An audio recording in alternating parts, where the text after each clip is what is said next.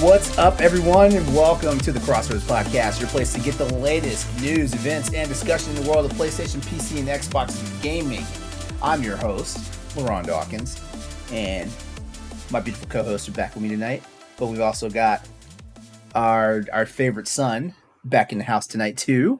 First up, Stoy. What's good, man? Hey, man, I'm here. I know you're here, and Will I you- love you. I love you for being here. Will you indulge me? We have to celebrate the 100th episode. I have to pour out some bourbon. Is that okay? Hey, do it. As a celebratory. Do it. I think that's good. What you drinking? What you got? So, I went every time you go to the liquor store in Milwaukee. I don't know if it's the same by you guys, but on Fridays they always have all these kind of vendors that it's like, hey, you want to try free beer? You want to try free bourbon? Oh no, our liquor stores in Virginia don't do that. I got some bourbon on my keyboard. I mean, we might have one vendor come in every once in a while, but I'm assuming Wisconsin, that might be a normal thing. One might it is. So it is a very normal thing. Actually, I went in there just to kind of like grab a 6-pack of something, and then I ended up like trying like 18 things, leaving the liquor store drunk. So I tried this. It's Five Trail by Coors whiskey made in Colorado, and it's a Colorado single malt whiskey and straight bourbon. So yeah, I can see you just like walking up to a cardboard cutout, and you're like, this is some really good whiskey. Good whiskey, and someone's like, sir, I'm over here. I'm over here. Yeah. And you're like, like I was saying, and I'm like pointing to someone, this guy. So anyway, cheers to 100 episodes. Cheers. I Anyway, don't got any brown with me, but cheers. That's okay. I'll drink for you. Good. All right, and of course, Mr. Andre Wilson's up in here. What's the good dude? What's going on, everyone? Glad to be back on the internet. This past weekend, we had a huge windstorm, and for some reason, people around me lost power, but still had internet. I was the opposite. I lost internet, but had power, and I'm like, this doesn't make any fucking sense. That's even worse. You lost internet, but had power. Yeah, I lost internet for an entire day. So I came home Friday. I said, and I bought Call of Duty. I hit download, went to the gym, came back, played for a bit, and then my light started to flicker. So how long did it take you to download that? Just out of curiosity. Like an hour. Oh, okay. But just multiplayer? Yeah. So all right. So I did PS5, it downloads fast. Yeah. Yeah. I did that. I came home, was playing for like an hour or two. Lights were flickering. I'm like, you know what? I don't want my computer to like shit the bed. So I just turned it off for the night, went downstairs, woke up Saturday, and the internet was out for the entire fucking day. And I'm like, I can't do anything. This sucks. Luckily, I had the Nintendo 64 expansion pack downloaded for my Switch. So I spent the entire day just scrolling games. And I actually found myself putting a lot of hours into Paper Mario, which is weird. Paper Mario is good. It's actually pretty funny. Yeah, Paper Mario is good. Turn-based fighting, though, was odd. I was like, this is weird for a Mario game. Yeah, I'll say. There's some great ones. There's some great turn-based Mario games. There was. And at one point, because my daughter sprained her ankle that Friday, so she's like, let's play a game. And I was like, cool. So she's like, let's play Mario Kart. He's not seeing the signal. Yeah. What happened? I don't know, man. Your microphone went back this way. Is that better? Oh, hell yes. Oh, my God. Okay. Sorry. Okay. Anyway. Oh, God. He sounds so sexy, doesn't he? Like a gecko? So anyway. So seductive. So seductive. So anyway, she's like, let's play Mario Kart. I'm like, sure. She's like, I'm picking Peach. I'm like, I don't care who you pick. You're going to lose. She's like, yeah, right. After the first lap, she's like, you know what? I'm good. I was like, that's what I thought. That's what I thought. Let me enjoy my time now. So that was my Saturday. But it's good. It's good to be back on the internet because I've clearly missed some things. Awesome. And you guys probably already heard the voice if you haven't already seen what's going on in the live. But tonight's a special night because back with us on the panel is one of our All Stars. you What's may up? remember Misplaced Austin, but around here, he's the big daddy of the Crossroads. That's right. I got all the big daddies back behind here somewhere. Actually, that's the wrong way. Somewhere in there. It's back there somewhere. What's up, Austin guys? Campbell, It's my been friend. Welcome back. Welcome back. It's good. It's good to be back. I miss doing the show. I miss talking about video games every week. That's like it's something missing from me at this point. Especially since I have tried to stay more off the internet than normal. Now I'm like, man, who do I talk about video games to now? So all my friends just play Call of Duty. I can't take too much of that. Yeah. All right. So you staying away from Elon Musk's Twitter? Is that was no, happening? This is before Elon Musk, started the Liberty Brigade or whatever he's doing. Oh, Liberty Brigade. Whatever he's doing on Twitter. So, oh shit. This is before that, but I'm glad that everyone has the right to speak now. I guess that's cool. That's cool. Do they? I didn't know that. Do they? I guess. I don't guess. I don't know. People getting insta banned. I don't know.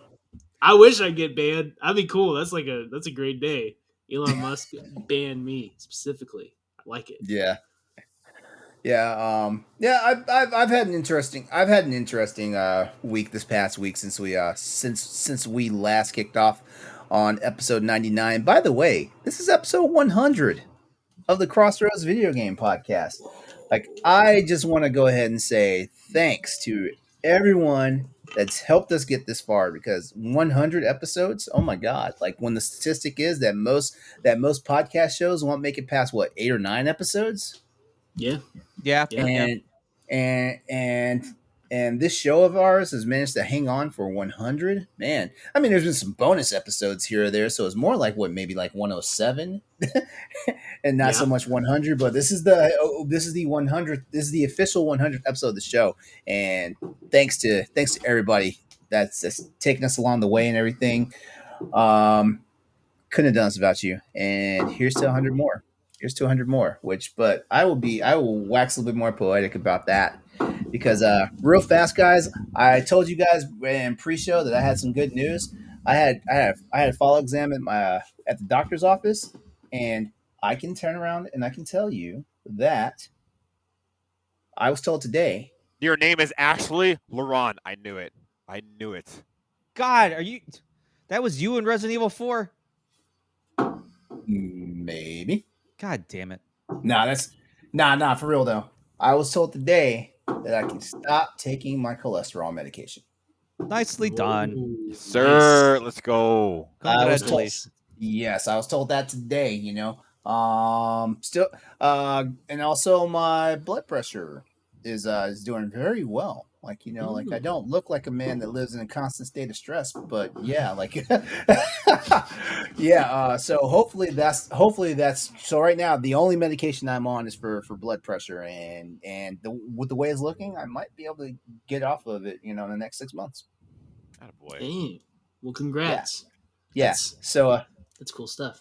So yeah, so that was something that actually put a little bit of pep in my step today. Like, because I don't know, like the past few weeks have been kind of crazy, and definitely got crazier trying to plan like the 100th episode of the show, stuff like that. I keep bringing this up so people who are listening and watching realize that it's an event, even if it might seem like the same old show to everybody else. But yeah, I don't regularly wear this, so it's clearly something. Actually, you know what? That's a lie. I kind of do. So I do like sleeveless shirts. I just don't. I usually wear sleeveless shirts when I'm like doing something. Like, I feel like me sitting here with just a sleeveless shirt, just talking, like I feel like a pretentious prick. Thanks. That's fair. I feel that way. I'm not saying you're a pretentious prick. Stop trying to make this about you.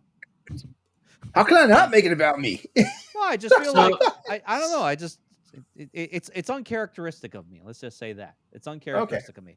I'll be in the gym, like, making gains with a sleeveless shirt any day of the week. Let me tell you. But especially since this is like a Harley Davidson shirt, It has a skull. It's got a skull on it. My excuse is I just get too hot too quick. So it's like the least amount of clothes I can have on, in my comfortable space. That's what I do. I'm in the basement, so I'm a little cold right now. Where's your affliction shirt, Stoy? Where's your not of this world tattoo? You gotta have all that stuff. Bro, my affliction shirt got torn up when I got into a bar fight last week. I'm really pissed. Some dude was looking at my girl, and I got up in his face. I'm like, "What the fuck's the problem with you, bro? You want to go? I took 2 lessons of Brazilian jiu-jitsu. I could beat your ass, son." Yeah. So yeah. And he was one beer deep. He was, I was like 1 White Claw in. I was ready to fucking fight someone. Ooh, White Claw sounds badass. I love how like the drunk white boy has transitioned off of Krav Maga back to bro. You don't tell me you don't know some 32-year-old white guy that brags about taking Brazilian jiu-jitsu. Don't tell me you don't know at least one person. Oh, I know. I know. And to backpack off it, he listens to Joe Rogan daily. Daily. Yes. I'm telling you, man. There is that is when there's not new episodes, he goes back and listens to the old episodes. Yeah. That's the problem. Yes. 9 times out of 10, it's any episode with Jordan Peterson in it. By the way, Jordan Peterson. I just basically described every white guy, every white male in America right there. By the way, since we're talking about Joe Rogan real fast, congrats to Markiplier for breaking the fucking internet and knocking Joe Rogan's podcast show off the #1 spot. What happened? On both Spotify and iTunes. Markiplier went out there and said, "Hey, like, I will give you guys an OnlyFans, but you have to fulfill these conditions." And 2 of the conditions were to get one of his affiliated shows into the #1 spot on both Spotify and Apple Podcasts, which means that it would knock Joe Rogan's off of there. Even though Joe Rogan does not have a have any type of like streaming, like deal with Apple Podcasts, apparently like his old show is still like in the top spot. So yeah. So there was that. There were some other conditions too. But who is this? Markiplier. You know who Markiplier? You know who Markiplier? You know who it is. Bro, you trying to bust into the vlog game and you don't know who Markiplier here is? He's an OG. I know. Oh, this guy probably doesn't even know who Casey Neistat is. I just found Casey Neistat a week ago, so yeah. I don't know who he that is the OG. He is. I don't even know who that is. He is the grand master of vlogging. Let me tell you, his vlogs are. I don't know why they're so. I remember when I found him, I was like 10 deep, and I was like, what the fuck? How did I get here? Do you know anything about Jacksepticeye? That's another one. No idea. Yep. Casey's the only one that I'm like, I know Casey is. You got to study those that came before you, Andre. You got to study. Yeah. I know. Yeah. I found Casey, so I just got to find Markiplier. Yeah. So basically, Markiplier just said, "I will start an OnlyFans," and the internet did his bidding. So like, the internet really wants to see that dick, I guess. Yeah, he said it's tasteful nudes. How do you spell his name? Marki. Plier. Oh, him. Oh, okay, yeah, no, I've heard him on a podcast. Did you Google him and saw a picture of his dick, and then you're like, his voice is so sexy that I can't even. Lie. When I heard him on the podcast, I was like, oh my god. Like, who is this man? I googled him and I was like, the face, the voice doesn't match up. Yeah, it doesn't. Skin got all tingly, huh? All right. Let me get this out. Let me get this out of the way, and then we can really like get into our thing here. Don't forget, you are tuning into the Crossroads podcast. You can catch us every week live Tuesday nights at youtube.com/xs803, starting at 8:30 p.m. Eastern Standard Time, 5:30 p.m. Pacific. If you missed the live airing of the show, you can catch the official replay of this episode at 7 p.m. Eastern Standard Time on youtube.com/xs803. Yes, because I look at any opportunity I can to plug my YouTube site whenever I get a chance.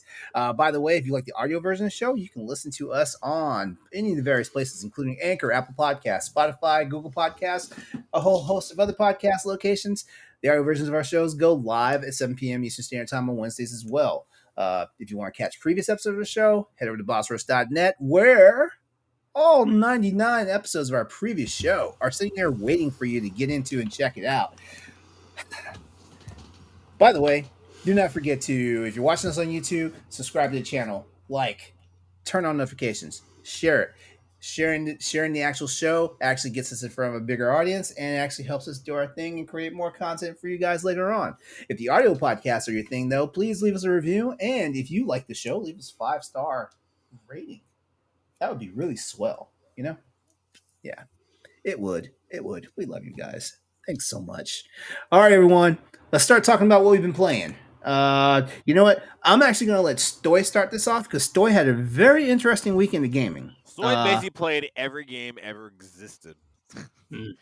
You'd be surprised because for those that don't know, I hosted Extra Life this weekend, and it's a attempted 24-hour video game marathon to raise money for Children's Hospital and any children's hospital of your choice. So like you could, basically every dollar you raise can go to whatever children's hospital you want it to. So obviously for us, it goes to Children's Wisconsin. So because I live in Milwaukee, but yeah, so we hosted it at my friend's house. We had about like 25 people in this big basement.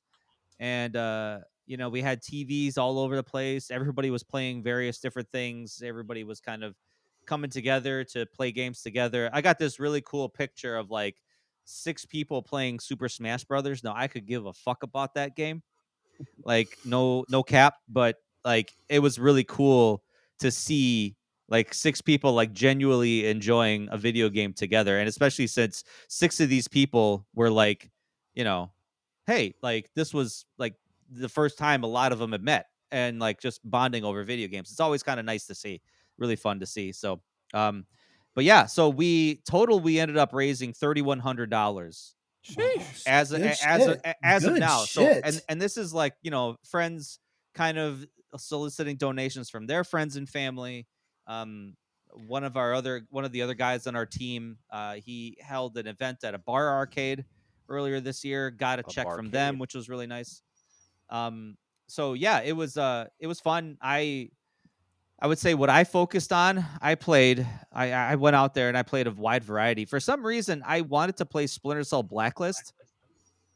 And thankfully, that game is backwards compatible on the Series X, so I downloaded the fuck out of that game. And that game wasn't the one where they previewed it by showing like Sam like just gutter stomping the shit out of somebody. Was that the one? That was Conviction. Conviction. Okay.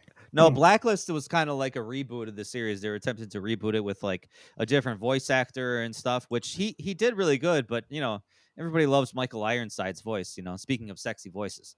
So yeah, but I thought his voice is iconic. You can't change it. Yeah, and that was all anybody could talk about. Like, it's not Michael Ironside, but like Michael Ironside would still Michael Ironside was still part of the production. It's just like, they needed to revitalize the series. And apparently it just didn't go well with critics. But like, I watched a YouTube video of it like earlier in the week. It just popped up on my feed, and I was like, man, this was a really good game. And like, it is a really good game. Like, I was replaying it on Saturday, and I was like, this is pretty cool. Like, acting is really good. The story is really good. It's action packed. It's kind of, you could really choose your play style. So if you want to go in all stealth or you want to go in guns blazing, you can do whatever you want. But yeah, there was a scene where literally everybody in the room, I had 20 people yelling at me at one time because there was a scene where I was running away from a dog and I jumped on top of a wall, and I was hanging off a ledge. And like the dog was like underneath me, like barking at me. And everyone's like, everyone looked right at that moment. And I was like, I got to kill this dog. And everyone's like, don't you fucking kill that dog. I was like, I have to. I'm stuck. I can't go anywhere. I have to. Maybe if I just jump on him and knock him out, maybe I can knock him out. And like everybody's screaming at me, don't you kill that fucking dog. Don't you kill that dog. And I'm like, I'm not going to kill the dog. I promise. So I just jumped on him, which I think I knocked him out. But I was going to say jumping on him would probably kill him. Well, it said like, you could set all your attacks to be lethal or non-lethal. Mm-hmm. So I made sure that my attack was non-lethal before I jumped on the dog. So to preface, I love dogs, but this one, I was stuck. I didn't have anywhere to go. So that was fun. I played Pimp My Ride on the 360. I played Modern Warfare 2. Talk about a jewel. Bro, they had one of the best mini games ever made on that game. You ghost ride that whip. Exactly. Unbelievable. Basically, you have to hit button prompts to kind of be in tune to the beat, and then you're nailing dance moves as your car is like ghost riding, and it's as your whip is ghost riding. Anyway, I played Gotham Here's a Knights. question though. Just like in the real show, though, how many times you get run over by your car? None. If you nail it right. Because I've heard some pretty interesting things about ghost riding the whip. Oh yeah, what is that thing that the kids were doing? Like, what was it, a year or two or something like that? Like, they would be like, kind of like the car would be kind of, and they'd be in the doorway just kind of doing this thing. Oh, doing the Harlem Shake. Yeah, no, it was that. what dance? What song was that? Oh my god, what is that? Hang on, I don't want to. Honestly, I don't want to talk about it anymore. Andre, we're moving on. We're moving on. Andre, we're moving on. No, I've seen some really kind of funny fails with that. But. Oh, what is that? We're moving on, dude. So, like, yeah, a bunch of people play different things. Like, I played Dead or Alive Extreme Beach Volleyball 3. Whoa, hold up. We have a bucket. We had a bucket full of games that like you got to play for an hour and win a prize. And they were all like bad games or really just cringy games. Like, there was I don't know if you guys ever heard of Senran Kagura Peach Ball. No. Now, the premise of this game is these big boob anime girls. Hold up. Of course. Have this monster disease where they turn into monsters. They turn into cat monsters. They turn into werewolves and stuff like that. Whatever. Or are they big boob cat monsters? Yes, they are big boob cat monsters. You have the werewolves also have big boobs. Yes. Yeah. Everybody here has big boobs. Everybody here. I think there's one like kind of like flat chested girl if you're into that sort of thing. So I mean, you got to celebrate them all. Like, honestly. Yeah. But I don't discriminate. So do you want to know how you eliminate this monster virus from these big boob and small boob girls? Yes. You basically put them in a pinball machine and you slap pinballs against their boobs, against their butt, and until they kind of like turn back into human form. Name of game, please. Senran Kagura Peach Ball.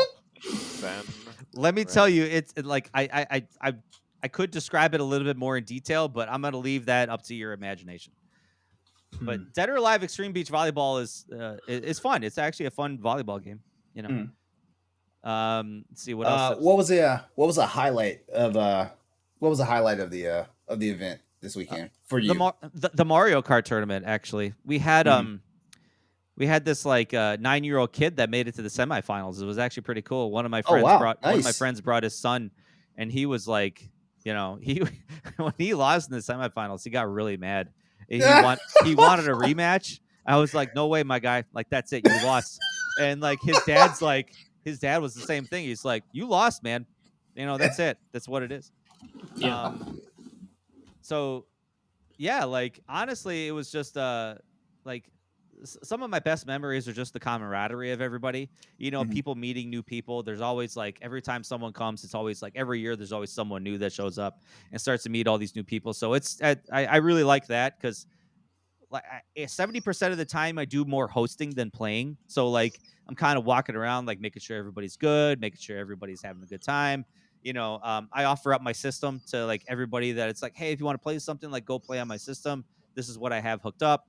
Let me tell you, honestly, my favorite part of it, and Andre, you'll love this part, is Friday night, got my TVs all set up, and it was like 10 o'clock at night, and I was like, I'm not really tired. I'm going to play something pretty chill and pretty relaxing to kind of put me to bed. I put on House Flipper. I knew I liked you. I put on House Flipper. I put on some lo-fi beats in the background. Oh my god! Bro, I did not go to bed till like 1 o'clock in the morning because I was. Why were you playing House Flipper? I was trying to play something chill. And this house did not have very good internet. We're talking like single-digit download speed internet. So I'm like, I'm not gonna download anything. So I'm just gonna play what I got on my system. So yeah, Jan does the House Flipper, and I was in the zone, man. I had this project where I had to like completely tear apart this woman's kitchen and set up new kitchen, and just man, I was in it. I was in it. But yeah, otherwise I beat the Modern Warfare 2 campaign as a side note. How is it? It's good. It's Good? actually Yeah, really good. It's okay. Because I haven't started mine yet. yeah. No, it's very varied, and it's obviously it sets it up for the next one.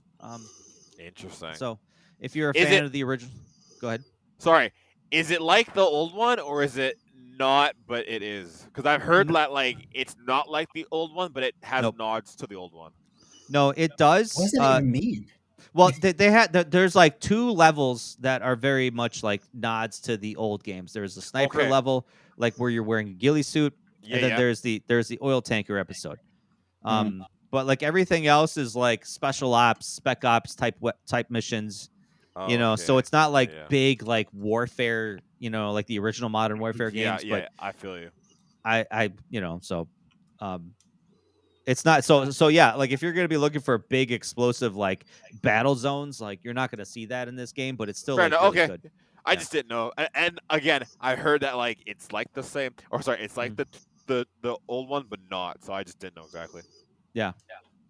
So but yeah.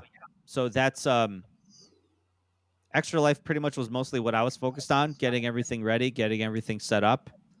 And then just I lasted 23 hours. I made it to 23 hours. Oh man. Yeah, I was like, well, because it was like Oh. daylight savings time. It was daylight savings time. So I think maybe if that's the case, I made it 24, technically.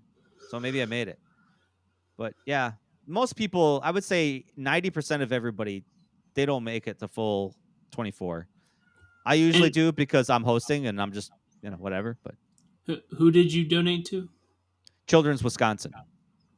Okay. So I'm sure the children will understand that you had to quit an extra hour early. Yeah, I'm sure they'll understand. I'm sure they'll let you go. I mean, off of it. we have another. I mean, you could raise money up until the end of the year. So, like, if this is something that, like, you out there in listener land, especially for you guys, this is something you guys are interested in doing.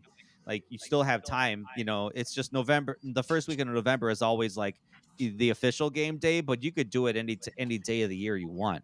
So I may pop up a impromptu stream maybe later in the year. I did that last year, so I may do it again this year by the end of the year and just kind of, maybe fish for some extra funds and kind of make it a little interesting. So that's what I did. All right, cool. Cool. All right, Austin, your turn. My turn.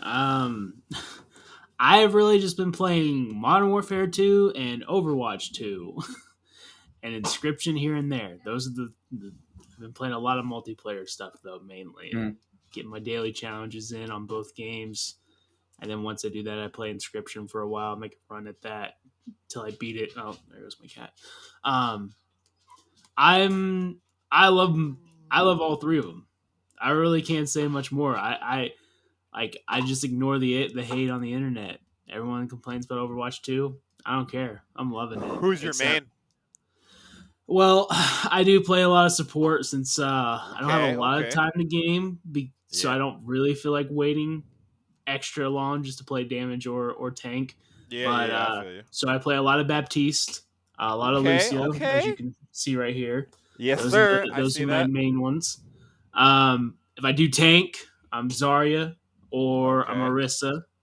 And if I do damage, I really like Sojourn, one of the new characters that's on there. Sojourn's goated. She's so good.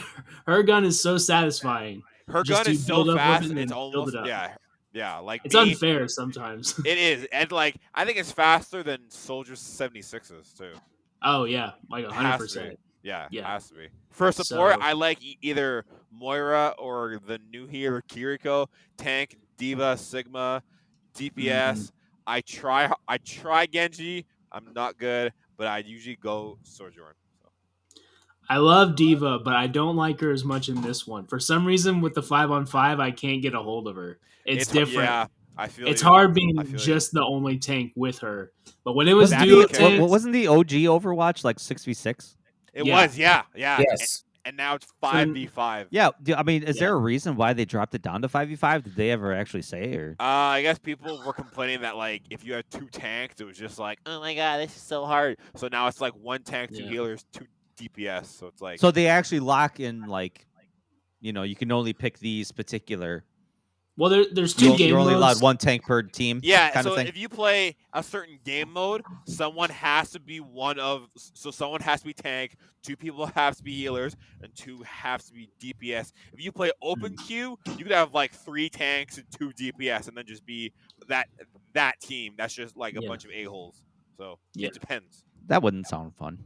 It's not. I've had it, and I've been that team, and I've been against the team, and both aren't fun because I'm like, well, I'm like this, we're in the lead, but a lot of the Overwatch League players also were saying that 5-on-5 would be better, and the main goal with this one was to get rid of a lot of the shields. So there was a ton of shields that people were tired of shooting at, and you had to work your way around. So now there's still 2 characters that have shields, but they're not as strong as they used to be. And the ones that don't have shields anymore have other abilities to kind of like defend themselves. So it's supposed to be they wanted Overwatch 2 to be more of a shooter and less of a strategy game, which is kind of unfortunate because that's why I liked Overwatch in the first place, because it was the strategy aspect of it. But it's it still can be jarring for the change. Game. It's still a fun game, and I have no other choice but to play 2 because 1 is gone. It's extinct. No mundo. They shut it down. Yeah. I didn't know that. Wow, that's crazy. Yeah, they shut it down literally the day Overwatch 2 came out. It was like a hard, bam, that's it.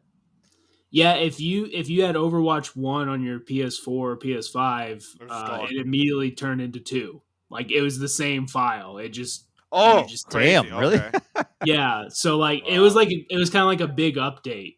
It's just a big update, and then 1 was gone and 2 was there. That was it. That's cool. And that might have been why they had so many issues on the first couple days. But now I don't have problems at all on Overwatch 2 as far as getting in deals, except that no one wants to play healer anymore. So your wait Isn't time. that always kind of funny?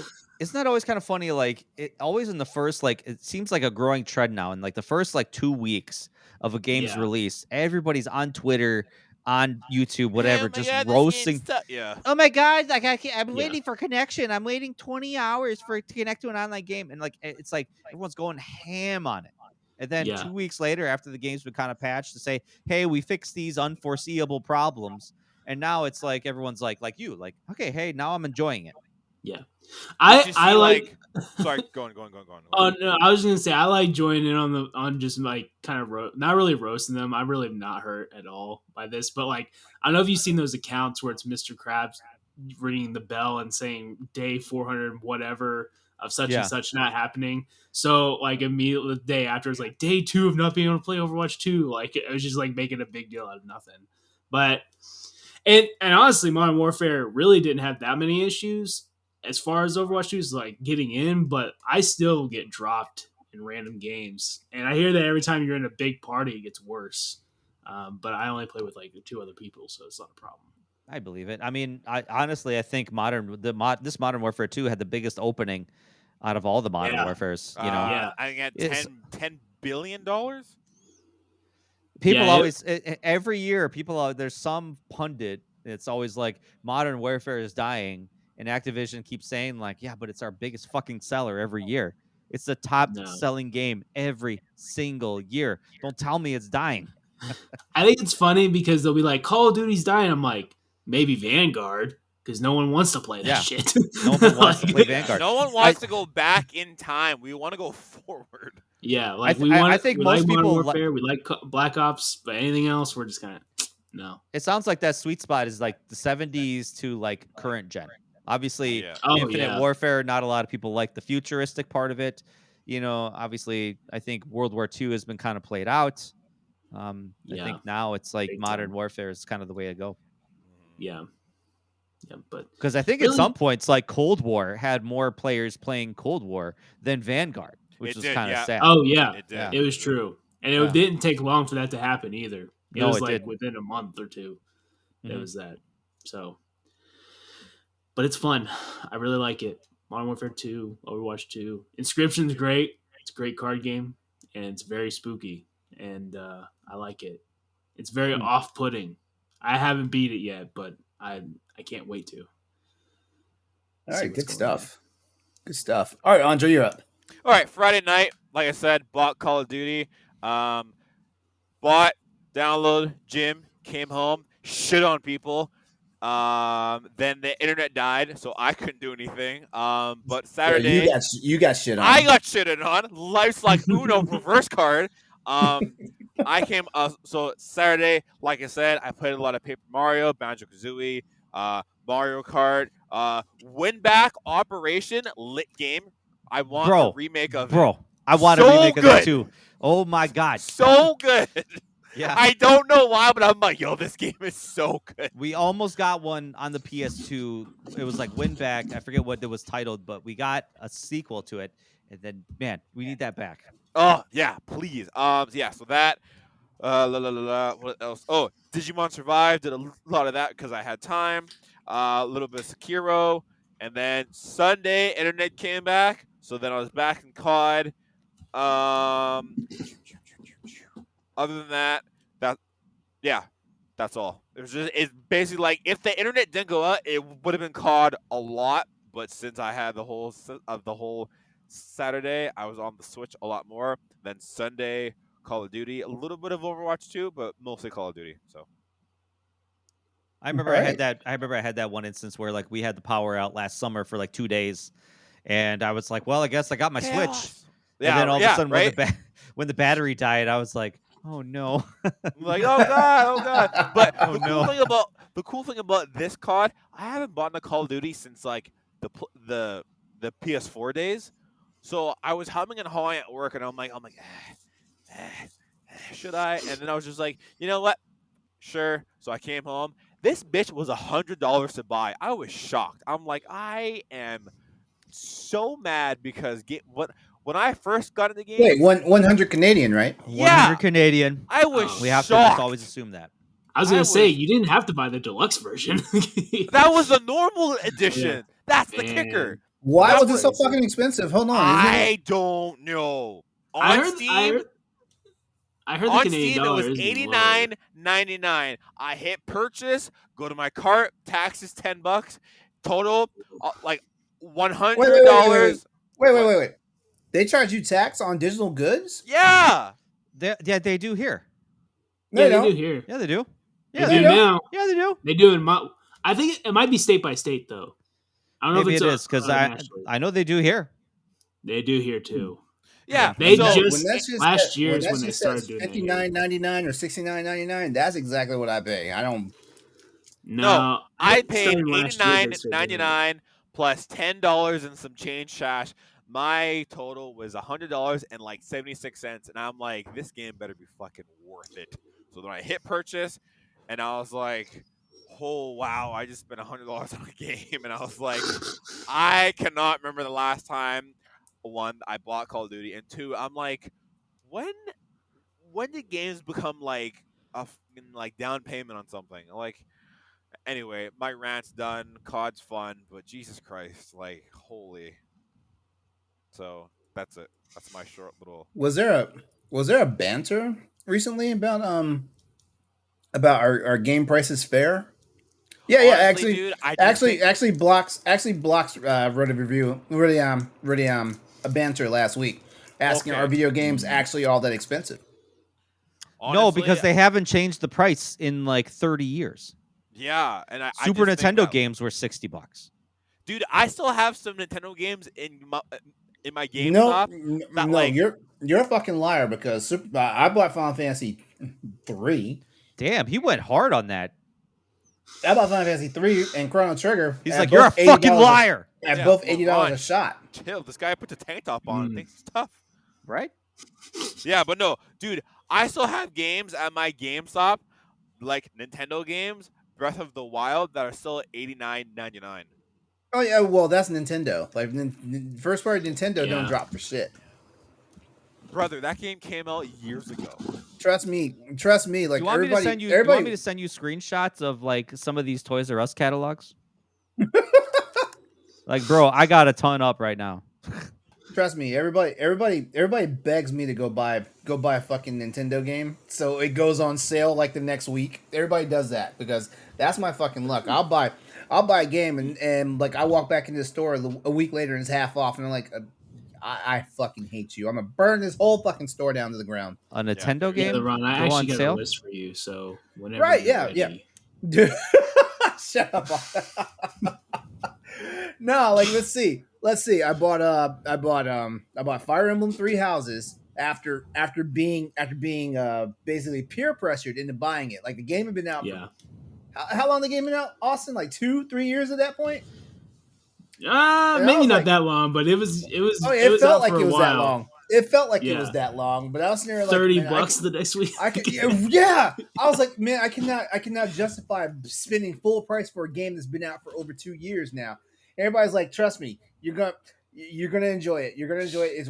It's worth every penny. I buy it. 4 days later, I walk back into Best Buy and the bitch is half off. Mm-hmm. I bought- And then I that happened in the Luigi- Bioshock collection, didn't? Oh no! I bought that on buy two get one free, Oh, so okay. that one was not bad at all. Okay. But yeah, if I hadn't got that on buy two get one free, yeah, I would have been pissed the next week when I walk in the store and it's $20.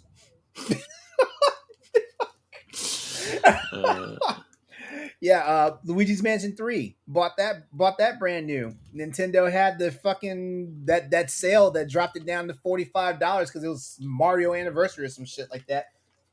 So I'm just like, fuck y'all. You know, this is why Nintendo doesn't always get my money, you know, quick, fast, in a hurry, you know. Well, actually, no, I take that back. They don't get my money if they don't get my money right at the very beginning, because I got Bayonetta like right when it dropped. If they don't get my money in the beginning, it's hard as fuck for me to get my money at the end. All right, so just real fast, I'll just break into what I've been playing. I'm suffering from a bad case of gamers ADD right now because I stopped playing Uncharted 4 from the Legacy of Thieves collection Boo. to start playing God of War 2018 so we can have something to talk about when God of War Ragnarok, you know, comes out, and then it's next week. Just when we want to talk about the old game. But isn't Ragnarok out today? Like Tomorrow. See, I said the same thing. No. I could have sworn No, we're not. No, I'm not planning on talking about the old God of War. Even though, well, the only thing I can say about God of War right now is, man, like something's changed with me in the last 4 years. This game's been out because like this game is pulling more emotion out of me than I remember doing back in 2018. You know, because I mean, I'm sitting here like, oh man, like Kratos, man, Kratos, you know, and like Atreus and. I'm like, what the fuck is wrong with me? I just want to beat the game, and I'm sitting here like all up in my feels playing this shit because you know, like Kratos is having those moments, like you know, like in the very beginning of the game when his wife just died. Yeah. Well, there's that, you know, like and what was it? Like Atreus, like when Atreus lost control, like right after they killed that giant whatever the fuck it was, and then he was like, and then he was like, you're not ready. And then like Atreus like has this breakdown, and you see like Kratos like kind of reach out, getting ready to like put his hand on his shoulder. He's like, no, I can't do that. Yeah, and stuff like that. I'm like, man, like this game's making me a big bitch right now. The second time I played it, it hit me that way too. Like the emotions got me differently. I didn't become a father or anything. Well, you know, they changed Kratos. Now he's a father. Now he's, you know, he wants to. He still maintains a little bit of the old sensibilities that he had, you know, where he's kind of like the hardened, stoic, just destroyer of everything.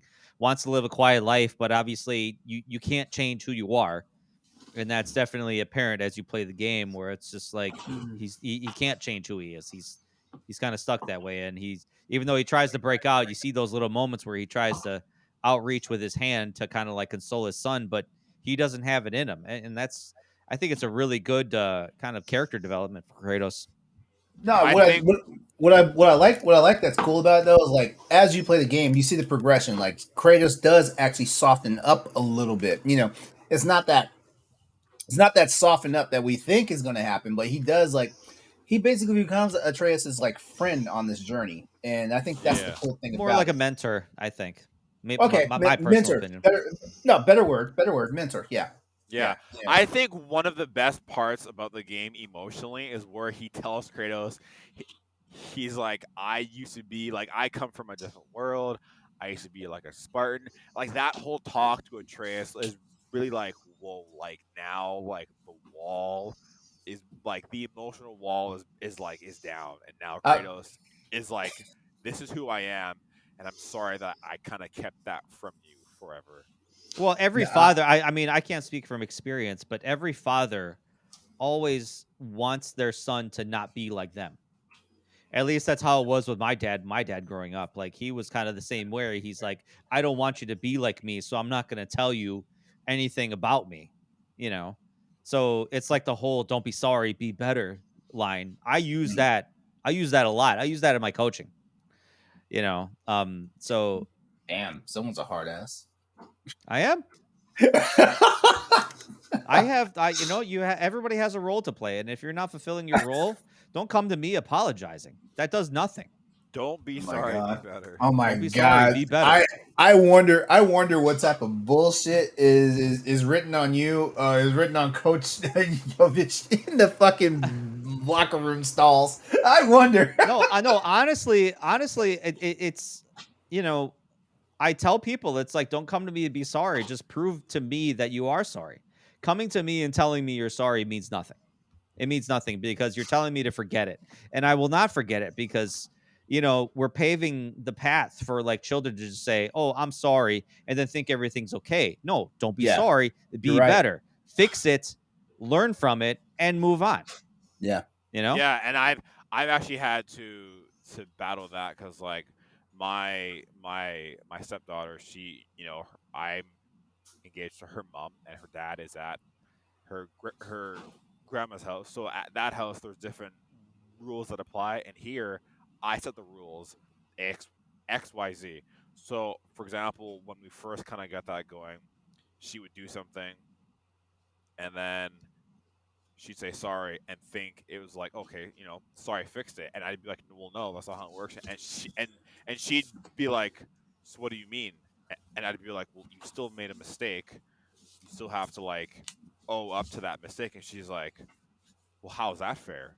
And I'm like, oh my God, child, like, so I had to go through all that, and it was very difficult, and I kind of still do, but like it's a lot better now. But like same thing, I'm like, just don't be sorry, like just be better, like, you know. Oh, But when you come in the house, take your shoes off at the door. Don't run around the house with your muddy shoes on. And she'll be like, well, I'm sorry. I'm like, well, don't be sorry, just don't do it again. So. Yeah. Simple. yeah. Yeah. So yeah. So basically, I'm trying to speed run 2018 God of War. So so like I can start Ragnarok as quickly as possible. Which, you know, like if all things considered, I might be able to like put a serious dent in the game. You know, as we go into the weekend and see what happens. You know, that way. How far are you? Shit. Not super far. Not super far. And of course, like, you know, like Tuesdays and Wednesday nights are podcast nights, so like that takes a chunk out of my video game time. You know, What's the last thing that happened? we're on the journey. I was gonna say you at least got to the Balder fight, right? Oh yeah. Okay. Of course, yeah. Oh, Which, okay. So like, by the way, like I don't remember it being like as intense as it actually was. You know, like I remember the Balder fight back when I played it when the game was brand new, but I don't remember being this fucking intense, man. That shit was intense. You probably weren't Like- playing it on your 80-inch TV, LeRon. You were probably playing it on your 60-inch TV or whatever it was. are you kidding me? I think Ooh, LeRon's playing it's it on bigger. his PC right now. I am playing on my PC, but it's there thrown it is. but it's thrown to my 75-inch 4K television. There you go. Yeah, you're because There you go. because I like to lay in the bed when I play games sometimes. Oh, that's you know, fucking like, weird. No, it's not. I prop myself up. It's not like I'm just like stretched out on my back, just looking straight up. You know, it's like y'all everybody's want to got see a- my gaming setup, man. I'm 5 feet away from the TV. I'm just like embracing it right here. My wife makes fun of me. Austin becomes the TV at one point. Yeah, right. Yeah. I was blind. I was blind as a kid and didn't wear glasses, so I always sat really close to the TV when I would play games, and it hasn't broken. I could just see you playing like Call of Duty, and you're like, yeah, I got him. Yeah. Just like that. I don't Mrs. need an Mrs. FOV Campbell slider coming if in I the just room, get like- really close to the TV. Yeah. All right, so that's it for me though. Hopefully, you know, like I can, like I said, make a serious dent in God of War. That way, like when we come back from next week's show, I can at least say I've started Ragnarok. You know, so we'll see what happens and stuff like that. Besides, my roommate's gonna be while I'm playing God of War to beat it. Like my roommate will be playing Ragnarok because he's already played and beaten God of War. So like he's gonna do that, and then I'm gonna play catch up on that one. Yeah. Yeah, so we're tag teaming, and then you know, and then I go back to Uncharted Legacy of Thieves collection because I really need to finish Uncharted 4. Yeah, but that's everything for me, and hey, like as usual, like hit us up at crossroads underscore VGP on Twitter. You almost Let's butchered that whole thing. actually no, I said it. I was saying it, and then somewhere in the back of my head it didn't sound right, so I had to start back over. Cross score underscore. Yeah, I was like, what? Yeah. Hit us up over on Twitter. Let us know what you've been playing. I can't guarantee you that we will all stop what we're doing and play those games, but we'll at least add it to our list of games that we probably will play sometime in the future and stuff like that. And without further ado, we're gonna go ahead and break into the notable games coming out this week. Oh, this is gonna be a quick one because guess what? There's only one game releasing this week that everyone's thinking about and everyone will be playing, and that one game is Sonic Frontier. Let's go. Shut the hell up! I said Sonic Frontier. Not Blast. I hate you guys. No, seriously, it's God of War Ragnarok. Come on, this is one of the biggest fucking weeks for PlayStation out there. It's God of War Ragnarok. You're telling me that you would rather play God of War than Cobra Kai 2? Oh, dude, you kidding? Dojo's Rising. Listen, I just finished Cobra Kai season 5, and let me tell you. Oh, wasn't that some hot shit? Oh yeah, this season was fucking lit. I love Cobra Kai. This game's gonna be great. This game's gonna carry on the legacy, man. You gotta know what's happening between everyone, man. You gotta Terry Silver. He's a sneaky fox. There's so many entanglements going on. Oh my god! But anyway, the release schedule this week is certainly lighter than it has been in past weeks, especially given that we're on the opposite side of Broketober now. Thank God. But there are some big games out there that are planning to take no prisoners this week, and we're gonna go ahead and start off with the 7th of November. We've got a couple of games noteworthy. There we go. One being Astro Colony, which is a sim game for the PC, and we've also got A Castle Full of Cats, which is an indie puzzler, also available on the PC. That's on November 7th. Today, November the 8th, we have Sonic Frontiers. You know, that adventure game that I think some people have been waiting for. In this game, worlds will collide in Sonic the Hedgehog's newest adventure, an experience like never before. Accelerates new heights and experience the thrill of high-velocity open zone freedom. Battle power for enemies as you speed through the Starfall Islands landscapes, brimming with dense forests, overflowing waterfalls, sizzling deserts. Wow, sizzling. And more. Journey to new realms. And guess what? This game is actually being reviewed pretty favorably. This game is available on PlayStation, PC, and the Xbox family. As Austin mentioned, we've got Cobra Kai 2, Dojo's Rising, which is also on PlayStation, PC, and Xbox family. Return to Monkey Island is the other big game that's coming out this week. That's an adventure title. Everyone's familiar with Monkey Island, so we don't need to go into that. It's available on Xbox family, and PlayStation. I'm sorry, no PC. It's kind of weird. No PC. I don't know. Monkey Island kind of thrived on PC, if I'm not mistaken, so I don't know why they skipped it. And then for you Warhammer Vermintide 2 players, there's the Trail of Treachery update right now available for the It's PC. coming out on PC. What are you talking about? It's already out. Today's the 8th. Yeah, I know, but it's already out. It came out in September. The update came out? Return to Monkey Island? No. Wait. The Return to Monkey Island came out?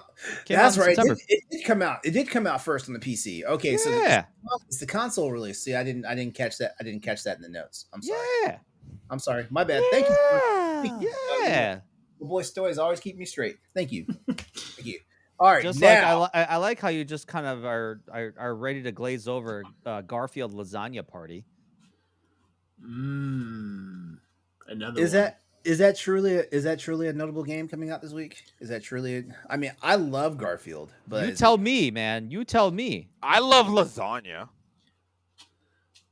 Our friends Garfield, Odie, Arlene, I have taken on an enormous challenge to participate in a gigantic lasagna party. You tell me that's not going to be the game of the week. You tell me. The only thing that has a deeper lore than Cobra Kai is the Garfield universe. Hell, Really, hold it up. is. Yeah, Hold up. the Garfield multiverse. okay. About as Well, deep as the well for lasagna. people who are interested, Garfield Lasagna Party is available now, only on the PC, and is a party game. So go get your Available go. November 10th. So coming out November 10th. Wait, November 10th. Oh yeah, Yeah. it is November 10th. Because I said you were gonna miss it. I didn't see it in your notes here. Who developed this game? Who developed this game? Yeah, Story? I'm like, I don't see Naughty it. Dog. Naughty Dog. Naughty Dog. Wow, Naughty Dog. really? Whoever developed this game, Ed, add him to the list of people who don't support the Switch, third party Switch. What's up with that? All right, here we go. November 9th. As we speak, November 9th, we've got God of War Ragnarok. From Santa Monica Studio comes a sequel to the critically acclaimed God of War from 2018. I have a question. Let me finish this. Can you say this all in like a Kratos accent? No, I can't. But you interrupt me one more time, you will be called boy. Gee, I do not want to be part of this. Lord. Kratos and Atreus must journey to each of the 9 realms in search of. See, this is what you did, Andre. You messed me up. Don't blame Andre. Come on. Each of the 9 realms in search of answers as they prepare for the prophesied battle that will end the world. This is why Andre reads this stuff, because I fuck it up. Along the way, they will explore stunning mythical landscapes, gather allies from across the realms, and face fearsome enemies in the form of Norse gods and monsters. As the threat of Ragnarok grows ever closer, Kratos and Atreus find themselves choosing between the safety of their family and the safety of the realms. This game, God of War Ragnarok, is only on Switch. PlayStation. Only on Yeah. PlayStation. And guess what? You racist bastards out there that are mad because there's a black giant, I don't give a fuck. Okay, hold Wait, up. What? there's a black Whoa. giant? You're not just Wait, gonna you're talking about say the that, girl. and then we're not. Yeah, the What? girl. Yeah, the girl. Okay. Yeah. I was like, wait, was there another? Yeah, she's a giant. Yeah. Yeah. In the I Norse forgot that mythology, she's a she's a giant. Yeah. Yeah. And people lost their fucking minds, just like they lost fucking minds about the Black Mermaid. You know, they lost their fucking minds about. Ugh. What's next? Is there gonna be like black people online or something? That's crazy. Next thing you're gonna know, there's gonna be black people playing historical American figures in a play. Yeah. Next thing you The know, they'll guy be in. has Next thing you know, YouTube. they'll be in like Star Wars movies and Marvel movies. Can you imagine, dude? Hold on a second, Bro, hold on if a they second. have In that- if there's there gonna was- be there a was one or black two. Commissioner Gordon, I'm gonna fucking lose it. Look, I'm if fucking there was losing. ever a black Captain America, I quit. I'm done. I'm done with Same, people. same. I'm done Same. with people. That's it. Yeah. And if he Also- flies, it's even worse. It's even worse. Even worse. Also on November 9th, we've got Geometric Sniper for the Xbox family, which is an indie shooter, and we've got Crowalt Traces of the Lost Colony, which is an adventure game for the Xbox family as well. November 10th, here we go. Dying Light 2, Stay Human, Bloody Ties, action title for all consoles except for the Switch. Add him to the list, Ed. We've also got Vampire Survivors, which is an indie game coming to the Xbox family. We also have Geometric Feel the Beats, which is an action game which is inspired by a space theme with touches of iron. That's a game. And basically, it's not what you think. Even though the name of the game makes it seem like it's a rhythm game, it's not really a rhythm game, but it's got some really catchy fucking beats to it. So yeah, check that out when it hits on November 10th for the Xbox family of consoles. And also we've got Kaiju Wars, a strategy game coming out for both PlayStation and the Xbox family. Lastly, on November 11th, RPG heaven for you guys, because Tactics Ogre Reborn, the tactical RPG that in my opinion started it all. I forgot this is coming out this week. Damn it. I'm so broke. Yeah. Tactical Reborn is making its way to PlayStation and PC, and also for you PC fans that missed out on it a couple of weeks ago, Valkyrie Elysium is here for you. Including what was mentioned by us in this segment. This week featured over 25 games released across all platforms. Some of these games are on the Switch, but there's that. To get the full list of games releasing every week, head over to our partner website, bossrush.net, and remember, articles are updated weekly. So please don't come yelling at us because release dates are subject to change, and the Crossroads crew is not responsible for any games that get delayed and or canceled. There you go. All right, we're an hour into the show, guys. We've got some quick news bits to talk about. So we're gonna make this pretty snappy because first off, we're gonna talk about Final Fantasy 16 and its exclusivity for PS5. Guess what, guys? It's only for 6 months. 6 months. So Final Fantasy 16 will be releasing summer of 2023. Will be around as an exclusive for 6 months, and then you know where it's probably going. It's probably going straight to PC, just like Final Fantasy 7 Remake did, because Square does not like the bulk of the Western audience, basically. Even though they cry about the fact that they should have appreciated their Western properties a little bit better, right? Remember that, guys? Oh yeah, I saw that last week. Yeah. All right. So there's that. In a bit of Xbox news, 343 Industries, after thanking the fan base for Halo Infinite, also turned around and said, it will explain why the local co-op was canceled. Hey, guess what? You want co-op? Nope. I will say this just like how they said it. It's not something we can commit to. Fair enough. That's what they said. That's their words. Would it be cool? Yes. But do I want a broken co-op? No. But the sad part is that modders were able to play the co-op mode that was actually in development for the game, that they got 80% of the way completed. So I don't understand why they couldn't commit to it. That's what it's like. It's not like playing couch co-op in a video game is a brand new fucking thing. We've been doing it for 40 years. Since the beginning of fucking time with video games. Especially Halo 2. Especially Halo, yeah. Sorry, not Halo 2, but like Halo in general. I dare say started that. Yeah. Every Halo game. And you can't blame it on like updated graphics or newer consoles because Borderlands still does it. Borderlands still has couch co-op. Yeah. Yeah, I mean, I don't know. I don't have words. Number one, I don't know what was going on in the development studio, for 343 Industries, but apparently, you know what? Seeing this right here, like I kind of empathize with the people that are saying like take it out of 343 Industries' hands. I kind of empathize because like this right here, like this is when you need somebody in charge of PR and marketing, because that answer right there is basically like giving the middle finger to the fan base. Well, what else? How else would you say this? I mean, that's there's no ifs, ands, or buts about it. They're being as transparent and open as possible. So okay. They should just say we're sorry and start rubbing their nipples. Nobody accepts that answer. Okay, it's not something we can commit to. Also sounds like it's not something we can take seriously. Basically, it's we don't want to do that work anymore. Yeah, exactly. Yeah. We want to focus on other things that'll probably make us more money. Let's just say that. It obviously isn't fucking Halo, so good luck, guys. Because you know what? Local couch co-op does not make the studio money because it's one copy for 2 people. Yep. Okay, you know what? There's something to be said about that. But at the same time, I feel like one copy for 2 people, that does work. But at the same time, you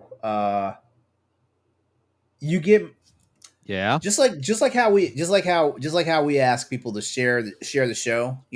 Like same thing applies. Like you build a bigger fan base. Our show is free.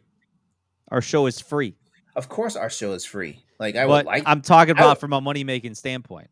343 Industries is not going to see a return on investment if they develop. So are you saying one copy can't build you a bigger audience so you can make money in the future? Is that what you're saying? Because I think one copy of the game where 2 people play it like that helps build your audience because that also helps introduce people who don't have any fucking interest in this game into playing it, and they turn around and say, "Oh, you know what? I might actually pick this shit up in the future." I don't think it would. I don't think it would work in their benefit. Me personally. Okay, all right. You know, I get what you're saying. I do. I don't. You know, Story. You've known me long enough now. I devil's advocate shit all the time. Yeah. Yeah. I'd probably be the worst president of the United States because I would be that. There's two sides to everything, president. They were good people on both sides, and you saw what that did to the and last I know. one. All right. Continuing the Xbox news, Netflix has announced some new Gears of War adaptations. I'm excited for this. Same. Yep. Netflix is Very looking exciting. at a number of projects, including a live-action film for in the Gears of War universe, as well as an adult. I got to keep a straight face here when I say this. I really do. I really do. An adult animation series.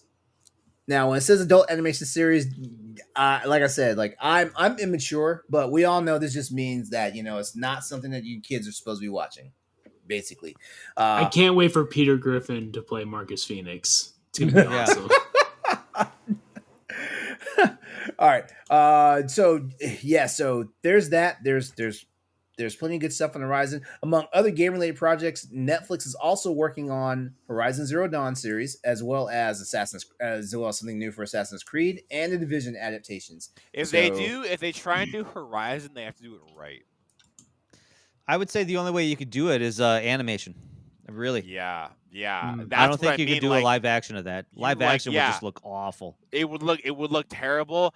That I think personally, you have to do it animated. I don't know if they're using the same money. If they're using the same money used for that Resident Evil series that they dropped after one season. I think it'd be all right. Yeah, but we're talking like robot dinosaurs, not zombies and monsters. Netflix has the fucking money. Not to make it good. Me personally, not to make it good. Netflix doesn't have money. You kidding me? They're like losing money on this thing. They're like changing their subscription services because they keep saying they keep losing money every year. They don't got the money. Quick question for the party: who do you think would be a good Marcus Phoenix? Because I've seen some fan theories, and I've talked to a few friends. It's definitely Batista. It's Batista. Okay, thank you. That's all I wanted to hear. That's it. Yeah. If you don't do Batista, who do you do? Someone threw out there that The Rock should play as Dominic. Dom. Which I wholeheartedly disagree with. I disagree with that Listen, too. Great guy, cool. No, I love The Rock. I don't want him to play Dominic. I don't. Yeah. I saw though John Cena as Baird. Thoughts? I would like that. Yeah. He did a really good job in Peacemaker. So yeah, I think he would do a really good Baird. Yeah. Is that getting renewed for a second season? Yes. Or is it lost in the shuffle with all the fucking Warner Brothers HBO Max shit? No, that's been confirmed for a second season. Okay. I actually just watched the Titans first episode just today. Oh, you watched it today? Because I watched the first episode a couple of weeks ago, and I'm like, man, why wasn't I watching this back when it was brand new? Bro, it's I don't know. It's a good series. I know a lot of DC fans don't like it, but I like it. Man, once again, the fans got all butthurt that Coriander was a black female, and everyone's like, "Oh no, she's not black in the comics." It's like she's a fucking alien in the comics. It's even worse. She's a fucking alien in the comics, and she had orange skin. Jesus Christ! Well, it's on Starfire, right? Coriander. Coriander? Yeah, Starfire. Okay. I was like, huh? Who are we talking about? Like, I call her Corey. Sorry. Okay, I'm not the biggest DC fan with the comic books. Like I look at the animated stuff, and like I don't really take the movies seriously. The animated stuff is really good. Young Justice is so good. Which I gotta watch this new Green Lantern movie. I gotta watch the Green Lantern movie. I still gotta get on. Batman, Death in the Family, and I think Batman. Oh, Death in the Family was good. Oh my god. And the other Red Hood one. There's a second Red Hood. There's a second Red Hood. Well, yeah, it was like it was a Batman centered movie, but it had Red Hood in it. I really forget what it was called off the top of my head, but isn't it called Under the Red Hood? I could be wrong. No, that's the first one. There's another one? That's what he said. No, That's what he's. there's Death in the Family. Yeah. That came out like last year. Is that the one Yeah. I'm thinking of? Maybe. Under the Red Hood? 'Cause that's the only one that I know. With Jensen Ackles, who voices the Red Hood, and then cosplayed Maybe him. okay. Maybe Death in the Family is what I'm thinking of. Okay. My fault Yep. because that had John DiMaggio playing as the Joker, and he did a really good job with that. Interesting. That's under Yeah. the Red Hood. Yep. Okay. Yeah, All right, it's Death in the You're Family confusing too. the shit out of me. You're confusing the shit out of me. Okay. All right. We're good. All right. So yeah. So that's to look forward to as far as like Netflix and Gears of War and Coalition Studios. They're doing a thing. So get ready for it. Now this is the one that I actually want. That I think we can spend a little bit of time on here because like PlayStation dropped the information that PSVR2 will be coming out February 22nd, 2023. And they finally gave us the price tag for this damn thing. And it's more expensive than the PS5, but not that much more expensive than PS5. The PSVR2 will be launching at $550 US. Andre, did you verify that there's no inflation on the price on this one? So as we were going through this, I googled it. Canadian, it's $549.99. Okay, so there's no exchange rate inflation on this one, at least for our friends up north. Okay, Yeah, that's I have good to know. confirmed it is the same price. All right, pre-orders will go live starting on the 15th of November. So just take it to heart. Sony did announce the day after our show last week. Pissed me off, by the way, because this is actually the big news we were waiting for. Remember all that padded news we gave out last week? This is the shit that we needed. Almost makes me think it's time to change the time slot for this show. That's the date and the time slot for this show. I fucking swear. But anyway, the PSVR 2 is launching at $549.99 US dollars. You'll get the device, PSVR 2 Sense controllers. At least they're keeping the naming scheme. At least they're doing that. And a set of stereo headphones. As I said, pre-orders begin on November the 15th. On the PlayStation Direct online store and at other participating retailers. I didn't see who the retailers were. Do we have any idea who they are, or we're just Probably going the same on a ones. hope and a prayer? Okay, yeah. I assume in Canada, GameStop, that's Best Buy. Mhm. I guess. Yeah. Now Horizon Call the Mountain will be a launch game for PSVR 2, and you'll be able to get that bundled with the system, set for a cool $599.99 US dollars. So just to be fair, that will probably be a lot more in Canada. I will see if I can try and find it, but just beware, people in Canada. All right. Sony has also revealed a PSVR 2 Sense controller charging station, which will be retailing for $49.99 US dollars. And they even gave a nice little blurb to go out with it, where players can charge the PSVR 2 Sense controller through the simple click-in design without having to connect to a PS5 controller, freeing up the console's USB ports. More PSVR 2 games were announced as well, including Zenith: The Lost City, the Dark Pictures Switchback VR. Switchback VR. That's gonna be interesting. Nice little tie-in to the Dark Pictures anthology that's been going on. We've got Hello Neighbor VR, Search and Rescue. We knew the Hello Neighbor games look like they're made for VR, so that was a no-brainer, and I'm kind of glad they're doing it. We also got Pistol Whip, Cosmonius High, Cities VR Enhanced Edition. Let's see. Like I'd be willing to check that out because I love a good SimCity game.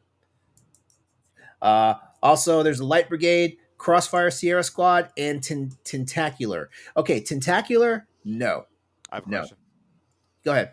Okay, so just to confirm, the Horizon Call of Mountain pack bundle is $600.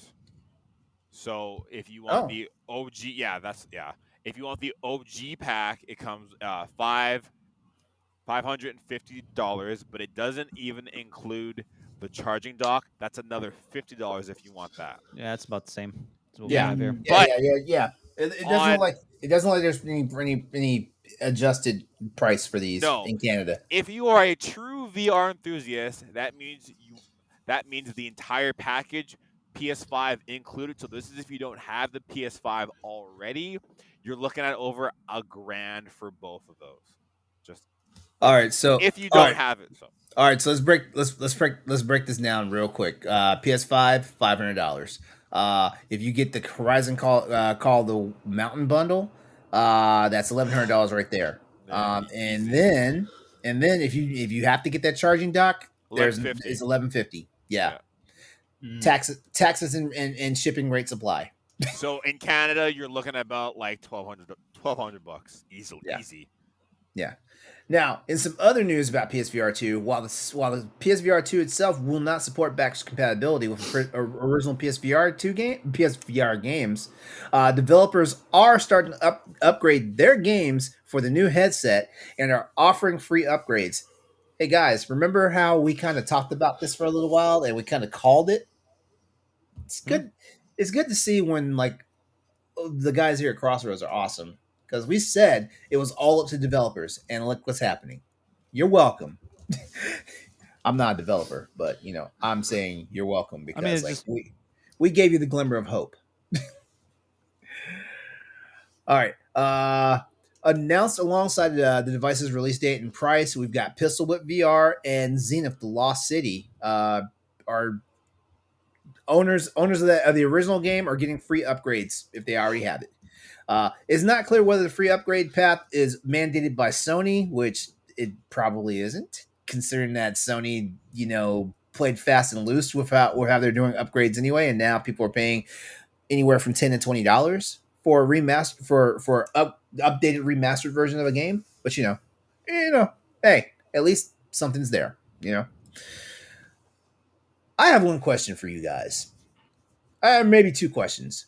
Will you pay for PSVR 2 at launch, and do you think it's a good price? Yes and yes. Stoy, I'm gonna let you lead since you answered both questions first. Well, considering hardware is very expensive and Sony needs to make money on this, I think it's more powerful than the Oculus Quest 2 right now. Mm-hmm. And cheaper, obviously. Yeah, way you're cheaper. Not, when you think about where you're technically it's like 1 terabytes of space because you're hooking it up to your PS5, and the Meta Quest can't be that powerful unless you hook it up to a PC, which makes it almost adds $100 more because you have to buy a tether cable, which is like $80. So, I mean, the fact that this also has like rechargeable batteries, if you were to buy rechargeable batteries for the Oculus Quest 2, that's another $100 because not only do you have to buy the batteries for the controllers, you have to buy a whole big charging unit for the Quest. So like if you were to buy the other competitor's headset right now, you'd be paying more. So really, honestly, I love VR.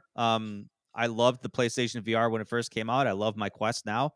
And they got a good launch of games coming out. Pistol Whip will be good because I'll be getting that for free because I have that for the PSVR. So I'm happy with that. Austin, you also had the original PSVR. So what are your thoughts? So my thoughts really is like I think this is a good price. I think it's something I definitely want to buy day one. My only fear is, are they going to commit to it? We've seen this with PSVR. I mean, they did have a few games, but after that first year, we got Iron Man VR. We got we have the third party stuff. Like, I don't want third party to be the ones that are carrying this console together if I'm going to pay $550 for it. Third party barely carries anything. Third Yeah. party barely does anything to even the Oculus. And I call it the Oculus because I ain't calling it a Meta, you bastard. No, but by bastard, I mean Mark Zuckerberg. Almost every, like, I would say 90% of the good games that are on PSVR were all third party. Like, and the first party games were fine. Like, Riggs was okay. And that's the other thing is, like, I already have like a big catalog of PSVR 1 games that I want to jump back into. Are those going to carry over, or is it going to be a weird thing where like some of these aren't? I mean, none of them are. I know they don't, but will we get free updates with these? I feel like PlayStation should take the time to really like Like you telling me that Beat Saber, you can't figure it out. You can't Beat figure Saber is a out a way goated just to game carry it too. over. I'm pretty sure Beat Saber will have a free upgrade. Yeah, I think. I'm Yeah, pretty sure. Yeah. I think I there's mean, too many that is still questions. like to this day the top selling game for PSVR, Yeah. and I'm pretty sure it's the same with the Oculus Quest. you know, I'm gonna say this. I feel like when it comes to like Sony's ventures outside of just the main console, their stumbling their stumbling their stumbling block has always been how they support the side projects. Like look at PSP, look at PS Vita, look at PSVR. You know, Mm. like I mean, like if we're gonna call a spade, like I feel like lightning's gonna strike one more time here. You know, Mm.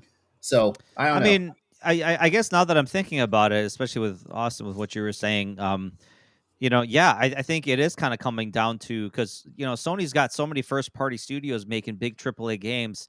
They really don't have the first party studios to like, hey, telling Insomniac Games, hey, can you go make a VR game for us? They have to commit Yeah. like a pretty significant amount of time and manpower to make a really good AAA VR game. And admittedly, there are not a lot of good AAA VR games out there. There's just not. Yeah. So you're really relying on these like third party studios, but Sony's got to incentivize it a bit. Maybe throw them a few bucks, throw them an exclusivity deal, something like that. So yeah, you're right. You do have to kind of have the third parties carry your platform. Or shit. Do like they do. Buy the fucking studio. Oh yeah, because Sony doesn't have that kind of money. I mean, but honestly, it's just to me like there's too many questions involved with the games part. I have no doubt that the product looks great and the product's probably is going to be really good. I highly doubt that it's not going to be worth the $550 that I pay for it. It's just how is this going to last? Because Vita, let's face it, Vita they dumped off it pretty quick. VR they dumped off it pretty quick. I don't want to make another investment unless it's going to be a long-term thing. I mean, we're getting Horizon, but what's after that? Do you already have something in the tank? Do you already have like a Spider-Man game or honestly, anything? But we all know that if Resistance 3 would just be VR, that I would buy it day one. Now, I mean, they use the Move controller for Resistance 3. Exactly. It would be so easy. Come on. It's right there. It's right there for it's the already taking. done for you. Now here's one thing I can say about Sony and this launch of the PSVR2. They did a good thing by making Horizon Call of the Mountain a launch title. They did because that's gonna get a serious like sell rate, and it's also gonna get a serious attach rate to people who are buying PlayStation PS5 systems. Yeah. So good job there, Sony. Sony was at least smart with that because I can't remember what was the launch game. What was the launch game for the PS Vita? Oh goodness, that's a. I can't remember. Golden Abyss. Okay, okay, there you go. Wait, did I? No, wait. Did that launch? Was Freedom Wars the launch? I think so. Yeah. I thought it was Wipeout. That was Wipeout was also Wipeout was the launch title. Yeah.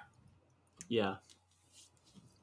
I will be applying to get a PSVR 2 though, because if I can buy one, I'm gonna buy one. I may just not keep it. I'm not gonna I'm not gonna sell it for a bunch of money, but okay. I do have buddies that want it, so I want to buy it, and that way, because these scalpers out here, man, it's gonna be buying them, and I can't take that. You're doing your part to fight scalpers by buying it yourself. Yes, and then selling it for a profit. No, I'm just kidding. Just selling it. I did that with the PS5. I bought 3 or 4 PS5s, and it was like I got one for my brother, I got one for my friend, I got one for me, which was with LeRon. LeRon bought mine, so it's just. You're welcome, buddy. You're welcome. I'm gonna do that again for PSVR 2.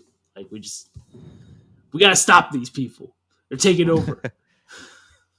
Yep. All right. Well, that's all. Well, that's all the news. That's all the news topics that we're going to talk about. Like it was a really truncated version this time, which I kind of like this format. I don't know. Maybe this should be the format going forward. Maybe. What? Maybe. What? What? You didn't like you didn't like the way we did this tonight? No, Oh, but I know we got an episode to get to. So yeah. All right, so we're gonna go ahead and we're gonna break into our big topic. And our big topic basically is celebrating the past 100 episodes of the show. So what we're gonna do tonight, we've got a motley crew. Like Austin's back with us for the night and stuff like that. Tell your wife I thank her for letting you come outside to play. She don't have a choice. She don't tell me what to do. No. I'm just kidding. I'm just kidding. she's in the room, isn't she? All of a sudden, the power just goes out. Now she just actually got home and our cat's in a cone. She came up here earlier. I had her up here earlier. She's in a cone. She got snipped today. So Okay. All right. So it's been 100. It's been 100 episodes. Oh man! Show. Speaking of which, I think next Tuesday's episode is going to be an interesting one. Speaking of which, Yeah. One from my perspective. Yeah. Are I'm you just going to leave it at that. wearing a I'm just gonna cone? leave it. I'm just going to be leaving it at that. If you So, come in wearing a cone, I'm gonna go. Oh boy. Okay, I'll ask to see if they can give me a cone. That's all I ask. Oh, you getting the snip snip? Yep. Are you gonna get by cone? Are you gonna get it on the dick or are you getting it on the head? No, I'm going to get it on my Oh. neck. Why would I get it on my? Oh. Come on. Yeah, you don't. Well, you're not supposed to use it, so the cone keeps you from entering places. I guess. Okay. I can ask to see if they have that one too. Maybe I'll just get. They one. probably have extra large cones. Don't you worry, Stoy. You don't have to be worried Okay. about it. All right. Cool. They probably got extra large ones. I'll ask. Okay. I'll talk to the doctor. You'll call in my stead. So Good afternoon, sir or madam. Yeah. So guys, I took a look back to see how long we've been doing this thing. The very first episode of the Crossroads Show happened on August 27th, 2020. So we've been doing this thing for a little over 2 years now, and man, I'm flabbergasted. Let's just put it that way. The very first episode we talked about Gotham Knights because that was the big reveal. The DC fandom had happened at that time, and for that first episode, it was me, it was Nelly, it was Brody from Diggity, and Logan, and we had fun. We had fun that night. Oh, Corey was also he was producing at the time, so he was in the background doing stuff before I got my chops up and now I stream it. The very first episode was on Twitch, and then we of course ported that episode over to YouTube, and now look at this, we're on YouTube full time now. Hey, look at us. But yeah, so tonight we're gonna talk about some of our favorite moments and things that stood out, from the past 100 episodes of Crossroads. Austin, do you remember what episode you actually joined us on? I think I was on episode 4 or 5. Wait, was it that early? Yeah, I looked it up. Let me see where I'm. See, 5. I was on. Yeah, it might have been 5. 5 might have been the one. And I think it was technically on a live reacts first, and then I came on episode 5. Okay, definitely on episode 5. All right. And let's see, Andre. Oh, I think Andre, 88. you showed up. I thought it was 87. I'll take your. I could be wrong. Okay. And Stoy was dropping in, dropping out from our show. But you became Crossroads official somewhere in the 60s? Earlier this year. I don't know exactly what episode it was, but yeah, I was on the Arsenal X podcast, the Xbox podcast, and then when that got shut down, they were, Corey was like, "Well, you could just go to Crossroads." So I was like, "All right." Oh, I remember that because you guys infiltrated our show for a night. Remember that one, Austin? Yeah, we infiltrated it because of the whole Microsoft Activision thing. Yeah. When that was the Xbox took over. Yeah. But we've had some wonderful guests. episode 25. Nick Apostolides, who some people may or may not know that name, but that's the voice actor and the motion cap actor that plays Leon S. Kennedy right now in the current run. I swear to God, we ever get him back, I'll fangirl so hard. I will fangirl so hard. Oh, he said he's down to come back. Oh, please! We just gotta catch him when he's not. We just gotta catch him when he's not busy because the last thing he's doing something right now. He will not officially say if it's Resident Evil 4 remake. He won't officially say it, but he's doing something right now. We already know he's in the Resident Evil 4 remake, so at least now. Yeah. If we could get him for like next year, I would. I'd love to just like be such like, a cool. hey, you man, know what? Look, I'm like a huge fan. And all you know what? I will start reaching out now and see if we can get him in right when the 4 remake is like dropping. But that also means I guess I gotta like buckle down and play Resident Evil 7 in full VR because God, I'm a little bit. You play 4 or 2. Actually, no, play 4 because you haven't played that one. Yeah, I've never beat. Or don't 4. tell me you haven't played 2 yet. What are you talking about? Of course I played 2. Okay, all right, cool. All right. Okay. Play 4 because 4 is where Leon became a god in everyone's eyes. Yep. Actually. And I'll give you that YouTube clip of Leon. I know it's not Nick, but I'll give you that YouTube clip. Stop. I'm gonna watch that YouTube. We're gonna use that. We're gonna use that in post. Okay. Yeah. Yeah. So I'll start off first, so you guys can do your thing. Remember, Austin. Remember episode 38, the Legacy of Uncharted. Well, it was the anniversary of the Uncharted series. Actually, I'm sorry, not the anniversary of the Uncharted series. Uncharted 4 had just hit 5 years old that episode. And like the production value of that show was great because I did this nice little transition to where like our faces are still on the screen, but like every single freaking trailer for all the Uncharted games was playing in the background and shit.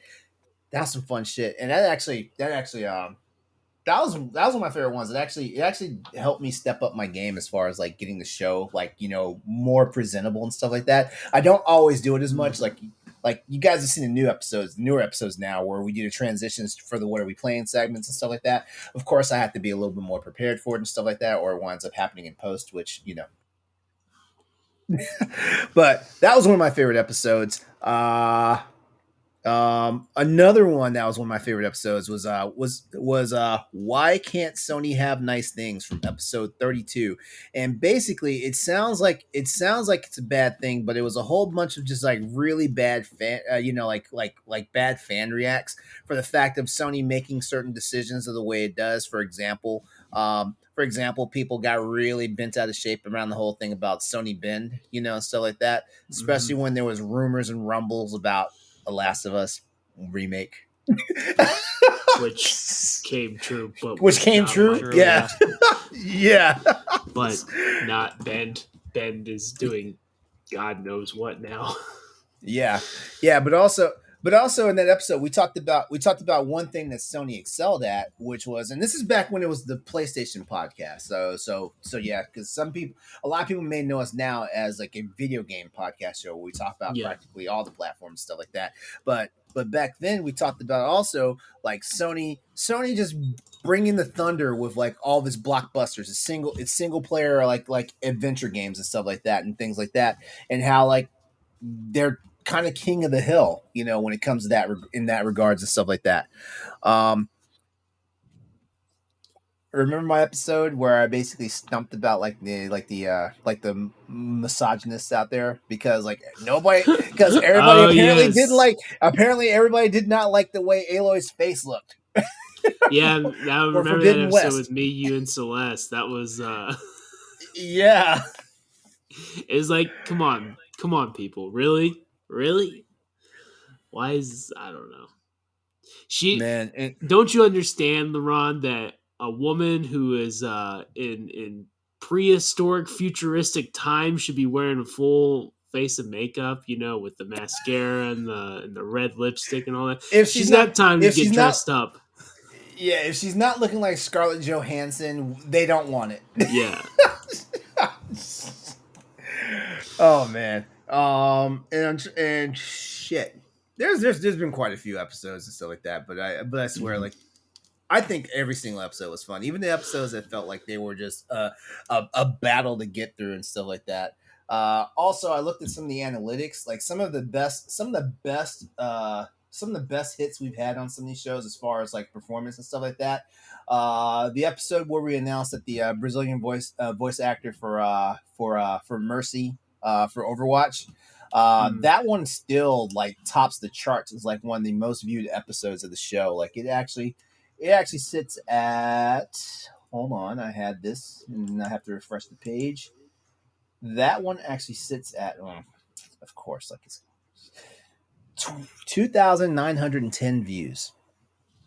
That is like the best performing one, and it's also got a very good percentage of likes, like at over 65% likes and stuff like that. Let's see. Activision Blizzard's legal troubles. Remember back when they were being sued for sexual harassment, the class action lawsuit? Was? From episode 48, yeah.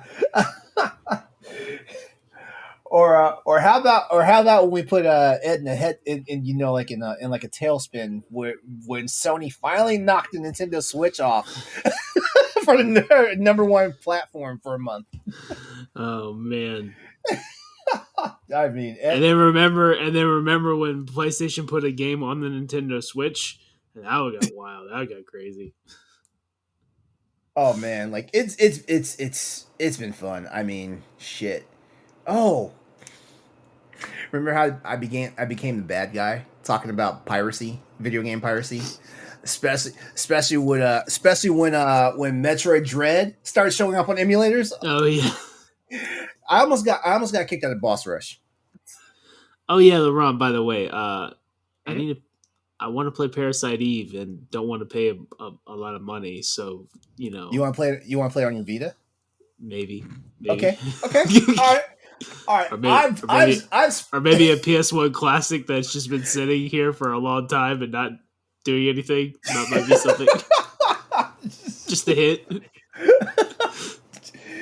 Oh, well, lucky for you, I actually know how to do the fast loads of the multi-disc games. Yeah, like I got all the Final Fantasies on my Vita right now. So yeah, I'm pretty sure I can hook you up. But anyway, that's some of the stuff that I mentioned. Like it was a blast, and like it's been an adventure and stuff like that. Like I love doing what I do, like content creation and shit. Stoy, I know you've been doing it a lot longer than I have.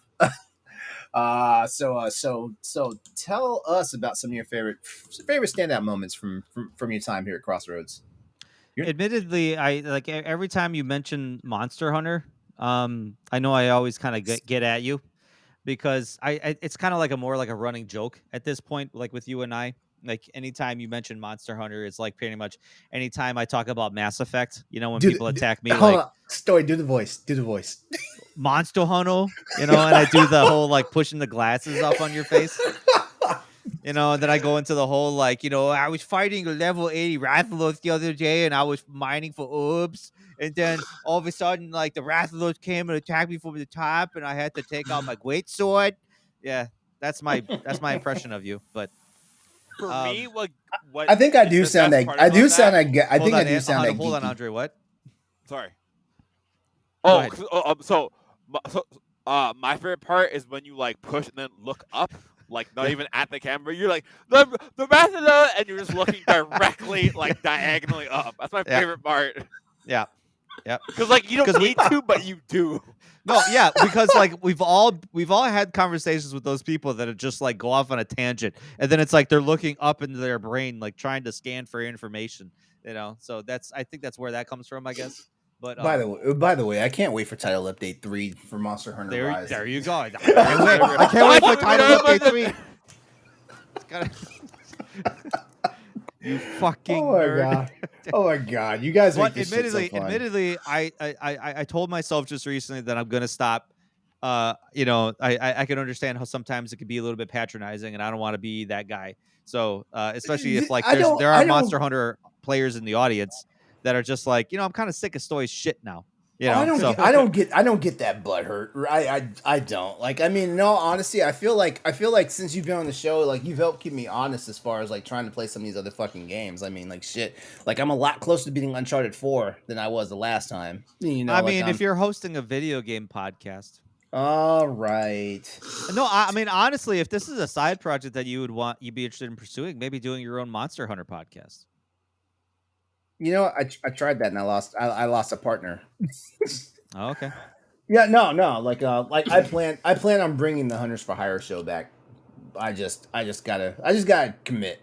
Yeah, you are running 2 podcasts, so it'd be kind of challenging to run a third. So yeah, exactly. LeRon, you didn't have this in the news. How did you feel about the new Monster Hunter game got announced? They got announced, the mobile game. The mobile game, like Yeah. I'm gonna keep my eye on it, you know, because the last Monster Hunter mobile game that I knew about was it was called Monster Hunter shit. I can't remember what it was called. Monster it was actually Hunter shit, eh? Wow. Yeah. That's a great Yeah, it was actually pretty fun, but at the same time there was like really no depth to it. It was more like just one of those tap 'em games, you know. And I was like, this is fun. This is fun. There's something to do when I'm like standing in line, you know, like waiting in the grocery store or something. But that's about it. Did they have like a lot of Monster Hunter lore in it though, about like all the monsters and stuff? Because that's what I would be more interested in. You see, that's the thing about it. Like a lot of the offshoot games, not including Monster Hunter Stories, because the Monster Hunter Stories series is fucking amazing. And I'd recommend if people want a more RPG-ish game, because Monster Hunter initially came out to be an RPG. As a matter of fact, it was supposed to be an action RPG, and it still has those action RPG elements in it, but it doesn't really play like an action RPG in this day and age. But a lot of the games that aren't on like the consoles, like kind of miss out on the lore. So unless they're being built from the ground up to include the lore, like it usually doesn't happen. Like you got to headcanon it yourself. But Stoy, back to you. Okay, I was just waiting for you to finish. But I was asked 2 questions. I let you. Like I said, I'm turning over a new leaf. I'm gonna let you have it. I'm gonna let you have those moments, and I'm gonna be here and just celebrate that you enjoy something. I don't want to ruin your fun. I liked how kind of like one of the things I always go off about is that games are too fucking long. And I agree. We had a really good conversation about this, how like why you don't finish games and why I don't finish games. I complain it's that, you know, games take too fucking long, and you complain that you just always go back to Monster Hunter.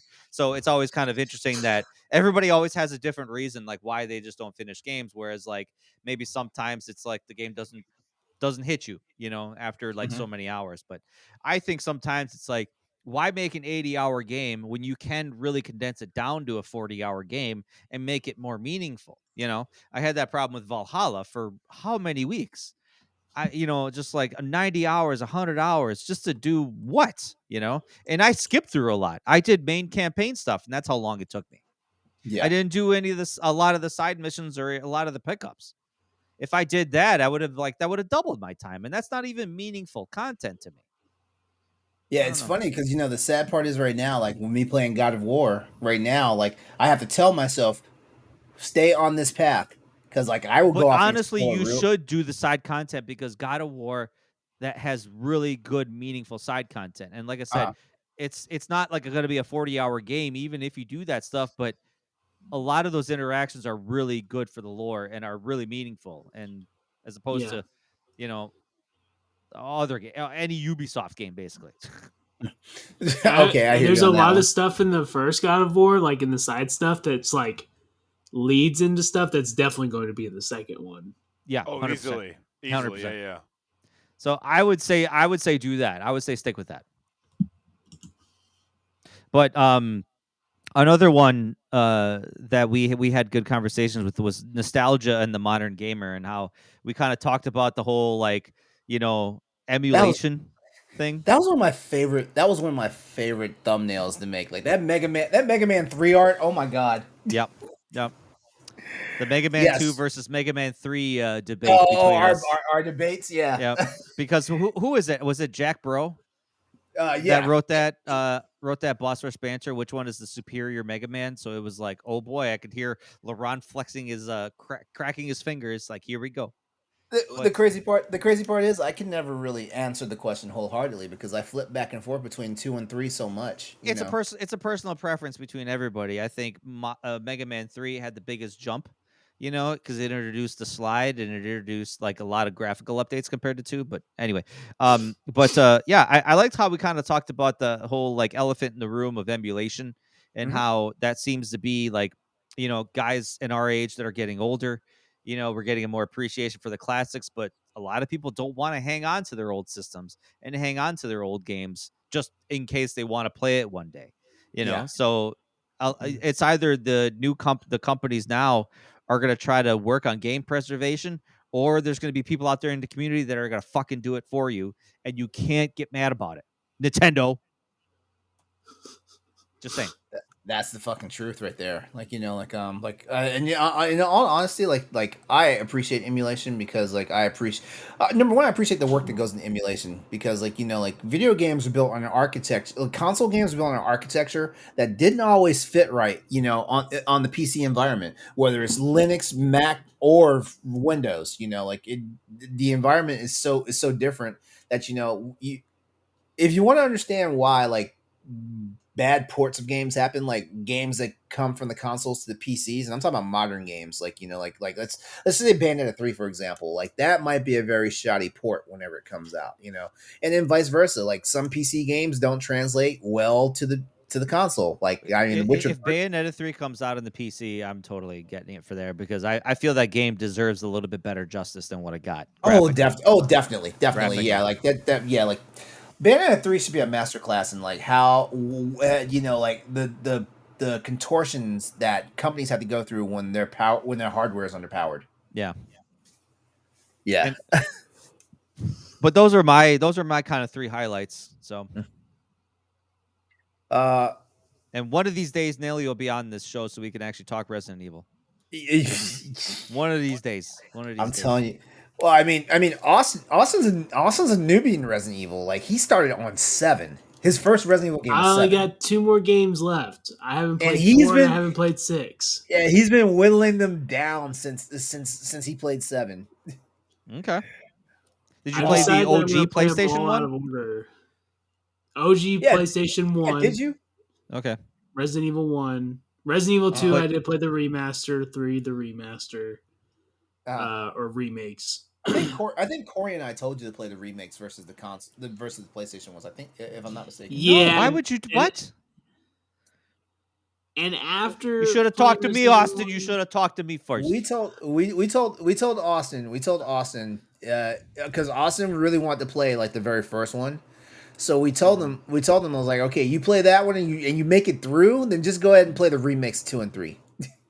But you told him to play the remakes first. That's what you just said, or did I mishear that? No. Yeah. To be fair, I played 7, and then I played 2 remake. Then I played 8, and then I played 1, and then I played 3 remake. Then I played 5. Oh wow, you are all over the place. Yeah, he is all over the place. And so now I've decided I'm not going to play any in order. Canon be damned. Yeah. Yeah. So now I'm going to play 4 remaster when it comes out, and then I'll play 6. Because let me tell you, 5, not my favorite. Not my favorite game to go through. That was 5 is pretty divisive. I remember I wrote a Boss Rush banter a long time ago how 6 is probably the most divisive Resident Evil game because it tried to kind of appeal to the Call of Duty generation that was rising up at the time.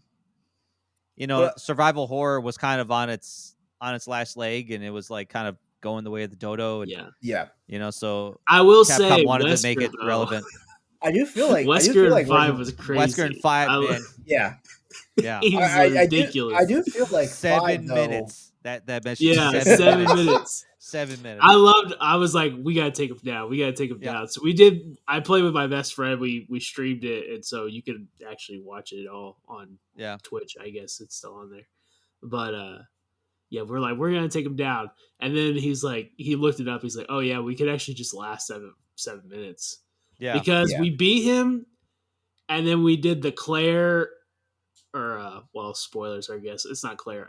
Jill, you're taking Jill. the thing off her, Yeah. and it froze and crashed, and we had to do the Western shit. fight all over again God, for some reason. And I was like, all right, well, we're just gonna outlast him this time. We're not gonna even fight him. So, but but I am enjoying them. I'm enjoying Resident Evil a lot. I've really gotten into it. I already want to play 8 again, so I might actually do that. got to play it in third person now, my guy. That's what I plan on doing. I'm gonna play it on third, and then I want to do the DLC because the DLC looks pretty sick. DLC is really good. I was talking about it last week. That the dollhouse level. Oh my god! There's more in the DLC. There's more. Oh yeah, you revisit a lot of the old locations. Oh, I'm very just with excited, Rose. dude. Just with Rose. I'm very and excited. The dollhouse. If you think the dollhouse in the original Resident Evil Village was fucked up, woo! Very excited. Then I'm very. Yeah. I loved it. I loved it. 8 was my game of the year, so yeah, I love it. Did you have any standouts from the previous episodes? You're talking to me? Yeah. One I don't know if I was even on, but the one where we had a Sony showcase, and I'm pretty sure I wasn't on this. I think I listened to it, and you, Ed, and Chris were on, and Ed dogged the show the whole time, and then at the end gave it an A. And I wasn't on that one. I was listening to it. I was like, "What? Oh my god, that came out of left field." I was like, are we being trolled right now? Like I can literally feel myself about that. Actually, I don't think you feel an aneurysm when it happens. It just happens and you die. But any blood pressure you did have is just gone. It's just like it leaves your body. It's like what? That was wild because like it was like do you think Sony put on a good presentation? And he was like, no. And they were like, what do you rate the presentation? He gave it an A-. It was like, what the fuck? Another moment was that whenever LeRon introduced me to sour strips, because now I'm addicted. Dude, Target got a couple new flavors: pink lemonade and strawberry. The strawberry's fucking amazing. Pink lemonade's good too. But pink lemonade's good. I actually had that. I didn't know there was a new flavor, but I did have that one. And strawberry, I don't think I've seen. Well, what I meant to say is like they finally carried some new flavors. Oh, gotcha. Because there's like 9 different ones. Because I still want to try the pineapple one. I still want to try that. Pineapple is pretty good. It's pretty good. I like them. My mom. The sour strips candy. We asked me and Katie asked him for Christmas, and my mom got us like 1 bag of each flavor. So I've tried them all, I think, as far as I know. But I love the strawberry. Strawberry finally knocked blue raspberry down off the pedestal. Yeah. And anytime I've ever mentioned Resistance 3, just because. Oh, so like every other episode. Austin, you're the one guy that just reminds me that series existed, and I miss it every time. Yeah. Oh, I missed it. I missed it bad enough that I actually played it on PlayStation Plus Premium, and I was like, man, I'm so fucking mad now because it doesn't play. I did too, and it didn't play very well, but I definitely kept going. I went for I played for a good 2 or 3 hours. I was like, man, they just need to bring this back. They need to do it. So, any other things you can think of before I toss it to Andre? Not on the top of my head, but it's just a lot of good episodes, of course. It's been fun, or like all the episodes where we basically got Nelly to crack the fuck up to where she couldn't like speak or breathe for like a good 2 or 3 minutes. Well, and then there was one episode. It was just me and you. I don't think we even talked about video games. Like, right? Yeah, we went for hours, and we went for hours. We talked about everything except PlayStation and video games that night. That was also like it had a high viewership. That one did too. Yeah. So there's I guess there's plenty. We've had a lot of good guests on with Jack Bro and Celeste. You know, Corey would come on here and there. Yep. Brody, Nick was on one time, I believe. Nick from Beyond WASD. So yeah, we've had a lot of good plays. Yeah, it's been fun. Grayson was on. No, Grayson hasn't been on yet. Grayson hasn't been on. The two of us Stephanie. were on a Boss Rush podcast with Grayson, That's right. Grayson's coming to Crossroads real soon. That's right. So Grayson will be on, and then we've had Stephanie, of course. Mm-hmm. And if I'm forgetting, don't be here. Or Dan was on. That's right. Dan. We had Dan as well. So yeah, if I'm trying to get Lasby up on here. No way. I think you should. I'm trying to get the ultimate Legend of Zelda nerd on the show. Maybe if you tell him Stephanie's going to be on. Yeah. Just make sure I'm not on that episode because I might say something about Breath of the Wild and it's going to start something. Oh, please. I always say something about Ocarina at a time and, wind up in the penalty box for like 15 minutes. Box. Yeah. I'll talk about Majora's Mask, though. I love that game. It's a better game. It's a better game. I'm going back to the penalty box. Wind Waker's the best, though. Wind Waker's number one. Wind Waker's good. Wind Waker's good. I don't think it still beats Link to the Past, though. No. Link to the Past is number one, no matter what. My opinion. That's what. All right, Andre. You're the resident newbie, so we saved the best for last here. Like, talk to us, dude. Like, what's been some of your highlights here, your time in the show? One off the bat I can think of as my first episode, and we talked about game characters that should retire, and me and Stoy were like Mario at the same time. Yeah, I'll never forget that because me and Stoy never talked prior. Mm-hmm. It was just same never time. Met each other before. First episode, LeRon's like, which game character should retire? And same time, me and Stoy go Mario. Yeah. Didn't even think about it, Mario. It was so funny. That was one of my favorite moments because it was just like, did we just become best friends? Yep. We just sure did. Karate in the garage. Yep. That was insane. So you funny. guys had only known each other for the space of that episode. Yeah, literally, it was so good. One thing you guys actually have done that I started to notice is you guys have somehow ingrained in me to finish games. So how I always Stoy has done that. Yeah, how I always talk about. I don't beat games. Fair. How I always talk about that I'm still playing Digimon Survive. I don't think if I was on this pod, I would have just traded the game in because I would have thought, oh, boring, blah blah blah. But I've seen this game through, and I'm at the end of the game now, and this game is truly a really fun. Wait, are you about to get the true ending? Well, no, because I have to beat it, then I'm going to replay it in New Game Plus, and then get the true ending. Oh, so this is one of 6 endings, and then I play it again. So yeah. Okay. I beat a lot of games. I think I'm on 26 this year. I don't count. I know who is it? You do that, and I think Block does that. Ed does that too. Ed does that where they always talk about what number. Oh, this is my 22nd game I've beaten this year. It's actually Ed started the whole thing. He was like you earn Yoshi coins. It's like, what did the Yoshi coins do? I've got a bunch of Yoshi. I've got a bunch of Yoshi coins stacked up. It's like an NFT at this point. But Block and Shade does it, and so I just do it because I do it with movies and stuff, just so I can go back and remember what I played and what I've watched and stuff. But whenever a game asks me to beat it 2 or 3 times to get the true ending, I'm out. I don't care. Dragon Quest 11, beat it 3 times to get the real ending. No, thank you.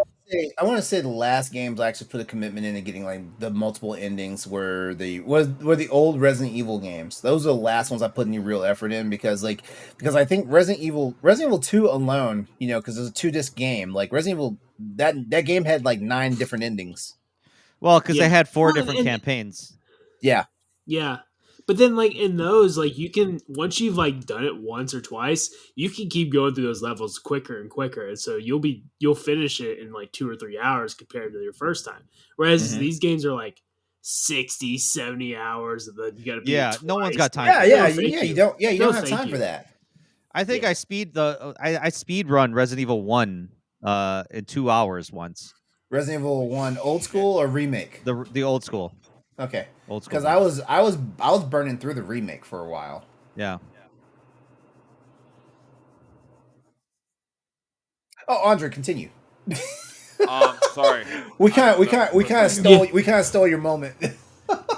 Yeah, so that so I think Stoy has like ingrained it in my head to like see a game through, see what happens. And the reason why I'm gonna be playing Survive again is because apparently like New Game Plus is radically different than the other time you play it. Mm.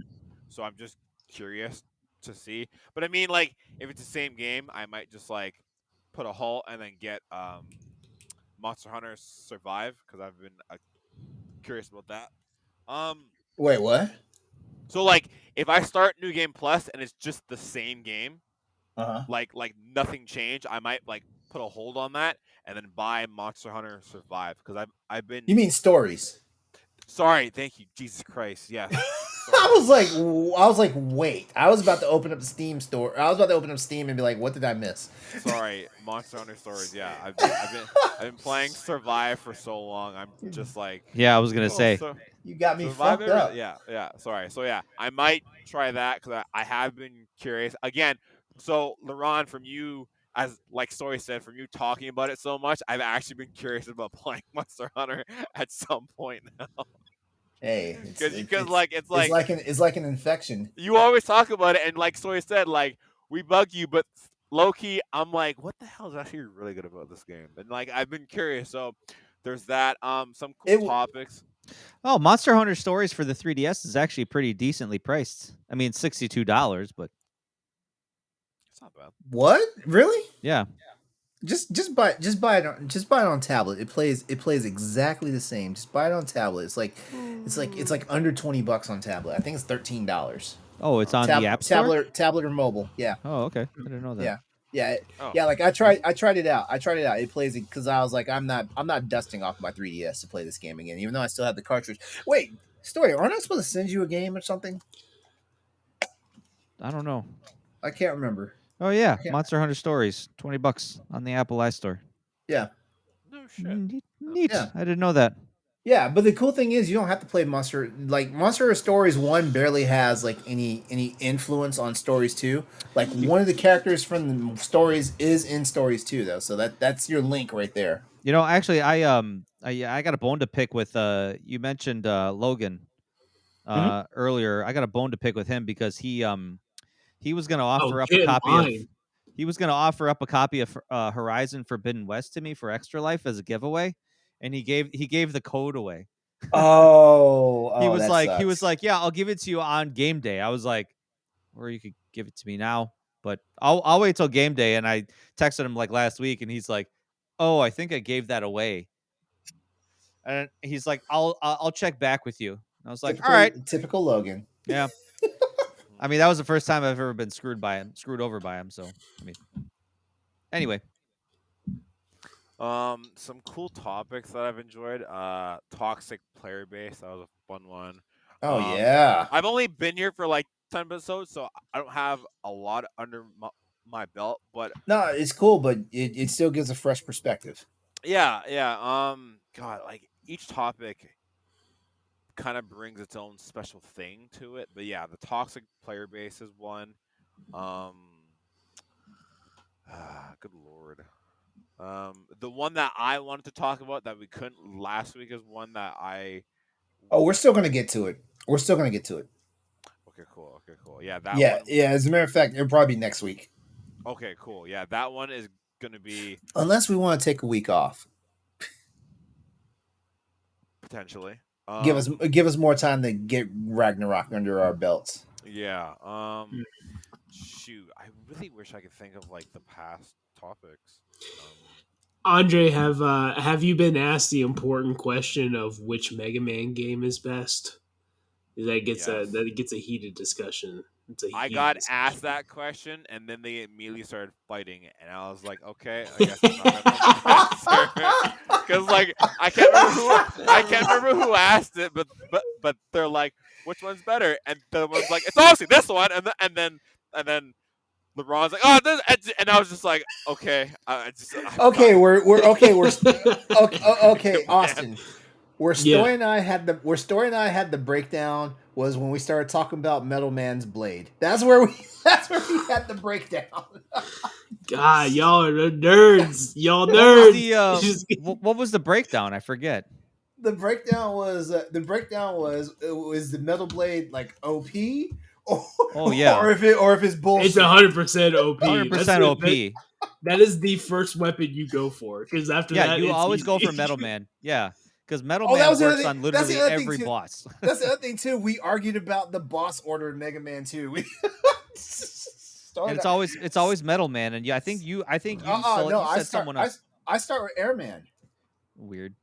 It's the easiest stage to get through with no weapon. I don't know. Metal Man's pretty easy. Sometimes I do pick Airman, but most of the time, now that I've beaten it so much, I go Metal Man now. Metal Man immediately. Honestly, then- I've done Crash Man a couple times because Crash Man Woo! has a very easy pattern that you really don't need a That is weapon to true. go at him. I mean, you Even though Airman's weapon owns his ass. Yeah, but like you could like I can beat him like no hit using just the Mega Buster, like Mhm. or the Lemon Blaster, shooting lemons. Lemon Blaster. Lemons, yeah.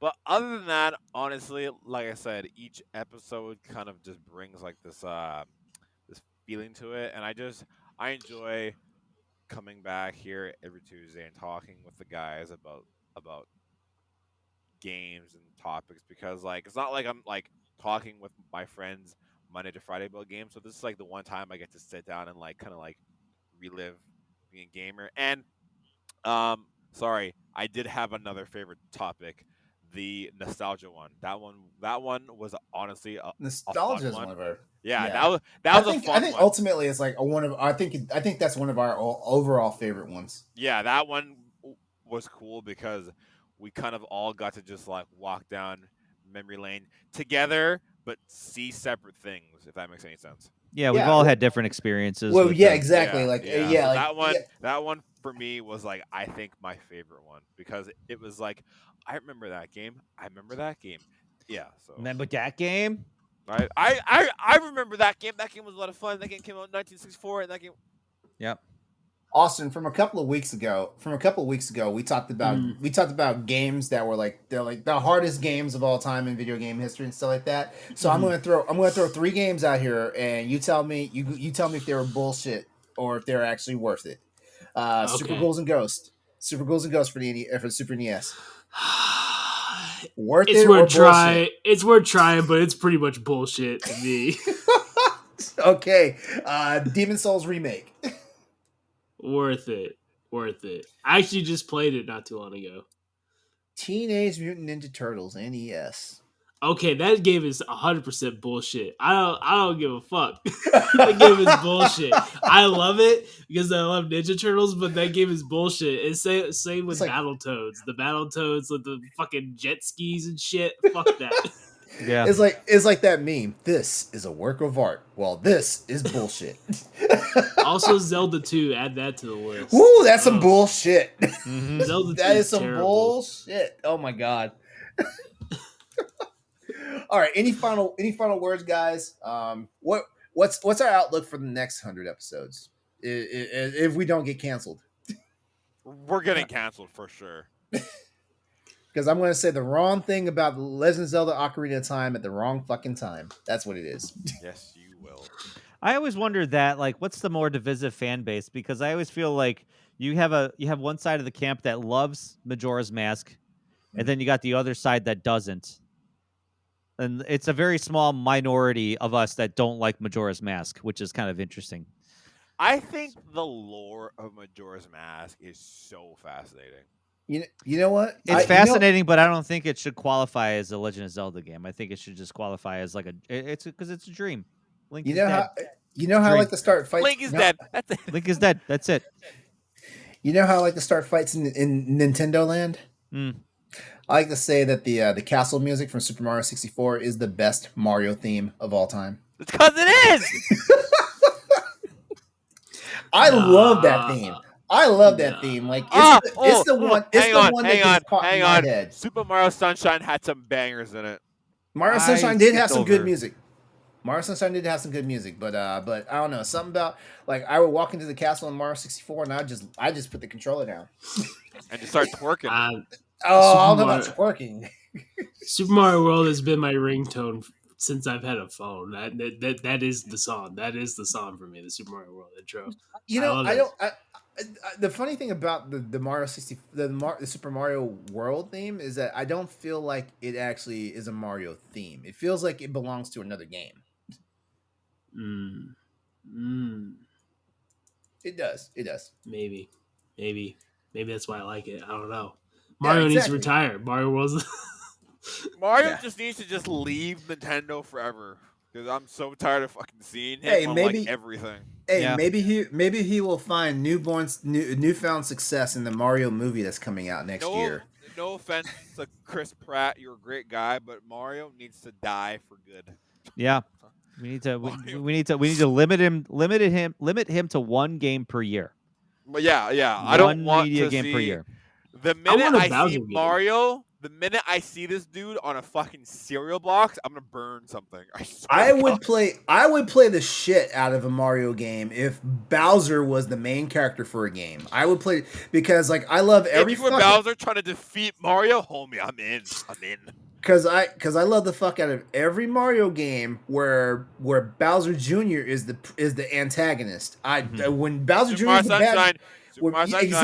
Exactly. When Bowser Jr. is the main bad guy, I love it. That's why you think I love Mario vs. Rabbids. I think one of my first Boss Rush banters I ever wrote for the website was that what's video game's greatest villain? And I said Mario. It's Mario. Because it is. He's around here fucking up shit all the time. Yeah. LeRon, if you haven't seen Stoy, I know you will get this. LeRon, terminal montage speedrun Mario. Yeah. There's a whole lore. Please. There's a whole lore. I will watch it because like when you guys threw that Monster Hunter one my way with the Bro, you don't understand. This speedrun Mario guy is so funny. What he does with the rap when y'all said that one with the rapping Shara Ishvalda, I was done. Yeah.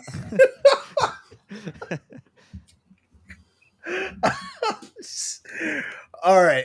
Well, you know what? We're gonna go ahead and wrap it up there. Like 100 episodes. Like I mean, shit. You know, I would say you can't make this up, but I feel like for the past 100 episodes, we have been making this shit up. So good on us, right, guys? I don't even own a PlayStation or an Xbox.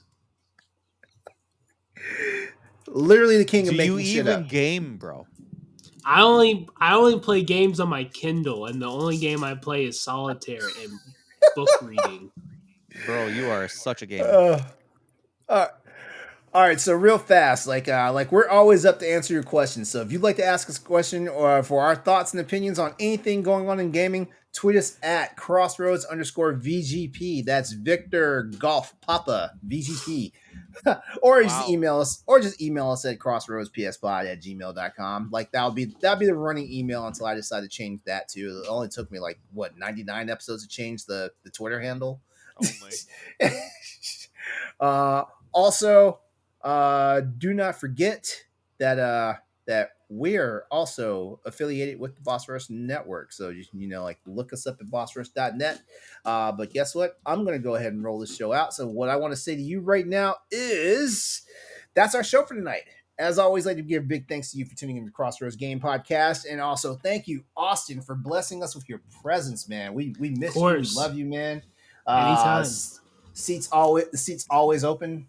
Like just so you know, like if Corey's here, Sorry, I have Austin. Were you here the very first episode?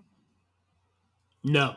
Okay. So I kind of want to turn this around and say, LeRon, thank you for doing this 100 times. Yes. Yeah. I don't think you understand. You did this 100 times. So thank you for doing I this. I appreciate that. Like, you know, like all I don't know if you understand that you, out of the 4 of us, started this. Yeah. yeah. Out of all the So, musical yeah. chairs that happened, you were the only one that stayed. That Yeah, stayed. you Yeah. stayed. So I want you to take a second and you basically gathered the Voltron, and now we're here 100 which times. which Voltron is those? Is the Lions or is it the Cars? The cars. No, sorry, the Lions. Lions. Good Lord, the Lions. you can tell he's from Canada because he said the Cars. Yeah. The Lions are way better. Well, no. I mean, honestly, I mean, I don't know what I was looking to get out of this, like, you know, like, because I just started being like a random ass streamer on Twitch, like, you know, like I was doing rinky dink video game shit. It wasn't even there was no rhyme the reason to the shit I was doing. I can't remember the very first. I want to say the first game I played on Twitch was a Monster Hunter game, but the first Of game course. but the first game Wow. Stoy, Surprise. but the first game I streamed on YouTube was Mass Effect. And Ed discovered me on Mass Effect when I was on one of my Mass Effect streams and invited and got Corey to invite me onto one of the Boss Rush podcast shows. And it's been hell ever since. It's been hell ever since. Yeah. I can attest hosting your own podcast is a personal hell.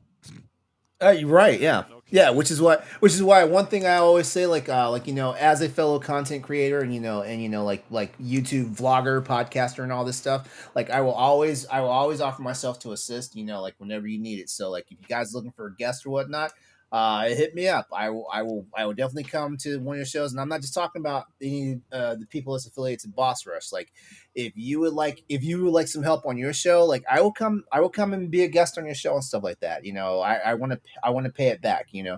And I mean, you know, my channel is small. Like, you know, I don't even have 500 subscribers yet on either one. Like both my Twitch and YouTube platforms are sitting under 150 like subs and stuff like that. But you know what? I've been having fun. I'm doing it. Like I don't even care that I'm not monetized. You know, like it's something you do until like you get to that point where like it becomes like a revenue stream and whatnot, and then you hope you don't sell out by the time you are a revenue stream at that point. You know, things like that. It's important to keep the fact that it's for fun. Like Andre and I, we've been talking about it for months. We got a powwow so I can learn all this stuff about YouTube Shorts and all that stuff, and you know, like doing the TikTok thing and all that stuff. Stoy, I know there's a few more things I can learn from you to help master this trade because like you've been doing EXP casts a lot longer than I've been doing this shit. Yeah, we're about to hit 5 years coming up soon. So Jesus Christ. Yeah. And you see, I got to help you grow your audience just like you've been helping me grow my audience and stuff like that. Mhm. Yeah, Scramble Rambles. I haven't forgotten about you. I haven't forgotten about you, Austin. It's there. It's there. We're gonna do the damn thing one time. Normally, you know what? Actually, I'll let you talk about it during plugs. Let me get to the plugs first. So yeah. 100 episodes, guys. Like it's fun. It's great. And before we head out, here's how you connect with all of us here on this panel tonight. Austin, go first, and please plug your content. So my name is Austin Campbell. You can find me on Twitter at PlayStation. That's pretty much the only thing you're gonna find me on. You can find everything there. It's just easier to stick to one platform for me. And then check out my show, Scrambled Rambles on Spotify. It's really just a catch-all show. It's mostly me and my 3 friends that live in the same town, and we just get together and we just talk about everything. We can't be affiliated with anyone because we get too deep of water sometimes. We talked about Kyrie Irving last week, so hold up. you know how that goes. You know how that goes. So we can't be affiliated too much. So Damn, that probably got political as hell. Yeah, so Austin's never gonna get sponsored. I also was slightly intoxicated, and by slightly I mean quite a bit intoxicated. So, so it was, but it's all fun. I mean, we're all good. So, and then we've had many other guests on the show. I've slowed down on guests just because of time, but anytime anyone wants to be on, feel free. It's just easy for us to.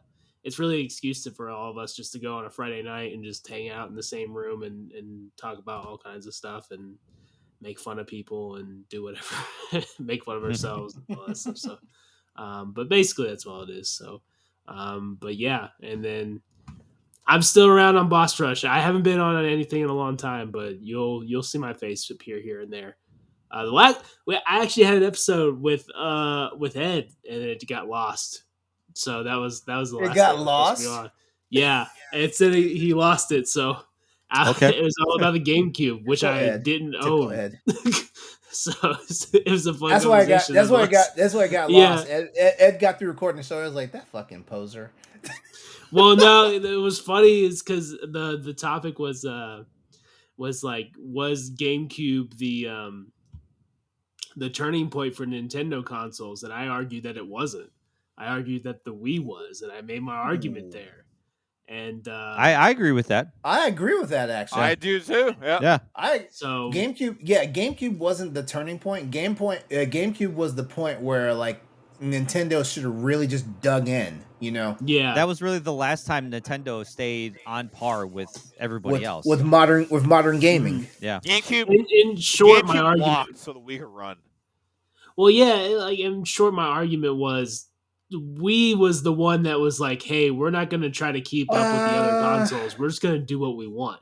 Yeah. We're going to do something different. And True. ever since then, I it's think been different. I think Dreamcast walked so GameCube could run because a lot of Dreamcast No, properties wound Dreamcast up. walked, so Microsoft. That Xbox. okay? Well, that is definitely true. That is definitely true right there. Vita flopped, so no one will ever make another. Sony won't make it. R.I.P. Vita. Oh. Still have mine. By the way, Still have it. Still have mine too. real quick, would you pay $550 for a Sony handheld instead No. of a VR? No, I would. No. I would. You I would. 100% would. I would 100% would. If you tell me that I could take If God it's of a- War Ragnarok on the go, let's If go. it's- I mean, if If you're going to it's- tell if me it's I a could port- play if God of it's War a- Ragnarok on the go, then I would. If it's a Then I portable would. PS, That's what I'm if it's saying. a portable PS4 or better, yes, I Oh, would. then easily. Yeah. Yeah. Yeah. I would say, yeah. would you rather pay $550 for that, or would you rather pay Because the $550 Vita, because the Vita, in my opinion, the Vita was almost like a portable PS3, but Yeah. you know, it did. Yeah. It didn't have the damn. It didn't have the whatchamacallit. The what was the engine they used for the PS3? Cell processor was 2. No, cell processor was 3. processor. Yeah, Super Processor was 3. Yeah, cell processor. Yeah. And that's why Emotion, supposedly we emotion can't get engine PS3 was games 2. on there. Emotion engine was 2. That's right. Yeah. Right. All right, Andre. Let people know where to get at you. You can find me Instagram, Twitter, YouTube, and I caved and downloaded TikTok again, so you can find me there as well. Oh wait. So you mean all these times I've been seeing you TikToks like you weren't getting them? No, I Bruh. opened my phone to like 80 things. I was like, holy fuck! Hang on. I gotta go back now. I'm unfriending you. Please don't. I need friends on there. You can find me there. Instagram, Twitter, YouTube, TikTok. At ANNDRE_WILSON. I also am one of the hosts of the Ball Sack podcast. Me and 3 friends get together. Yes, I know, LeRon, just let it out now. Me and 3 friends get together. We talk That's so about anime. cringe. Like, I didn't come up with the name. I just host it. All right. See, and that's the crazy part, right? Like, you know, like if I were scrolling through like the podcast director and I saw the Ball Sack podcast, I wouldn't know it had anything to do with anime and like a lot of times nerd it's all in culture the shit. name. It's all in the name. Well, the reason why it's called the Ball Sack is because, like, so I have a friend, so it goes Sheldon, Andre, and then Cooper. So it's SAC, so like the Ball Sack. So, At least there's a all makes naming sense. convention there. Okay. Hey, You there- get- yeah, you so get- anyway. you get more respect now. Thank you. So yeah, we talk about life. We last week we talked about the greatest movie trilogy. That was a heated talk. What greatest movie trilogy? So like in general, so like my friend Cooper said Oh, okay. the Rush Hour movies, and then my other friend Sheldon said Lord of the Rings. So like which trilogy of movies is the best in your opinion or overall? So that's what we kind of got into. Those are Yeah. two widely different trilogies. I but, know. It got really heated. Like Yeah. really heated. So yeah, gaming, anime, life, movie, it's all there. Again, the Ball Sack podcast on YouTube. You can find me there. Everything else, like I said, boom, go. Me. All right, Story, your turn.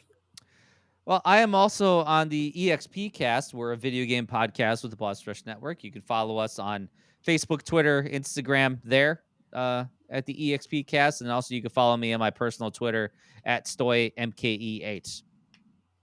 All right. And as always, you can find me on social media, YouTube and Twitch, as well as various gaming networks by looking up Exodus 803. Do not forget, Wednesday nights, I am part of the Boss Rush podcast crew, along with Corey Deering and Stephanie Klimov, who you've seen here on the show many times, both of them.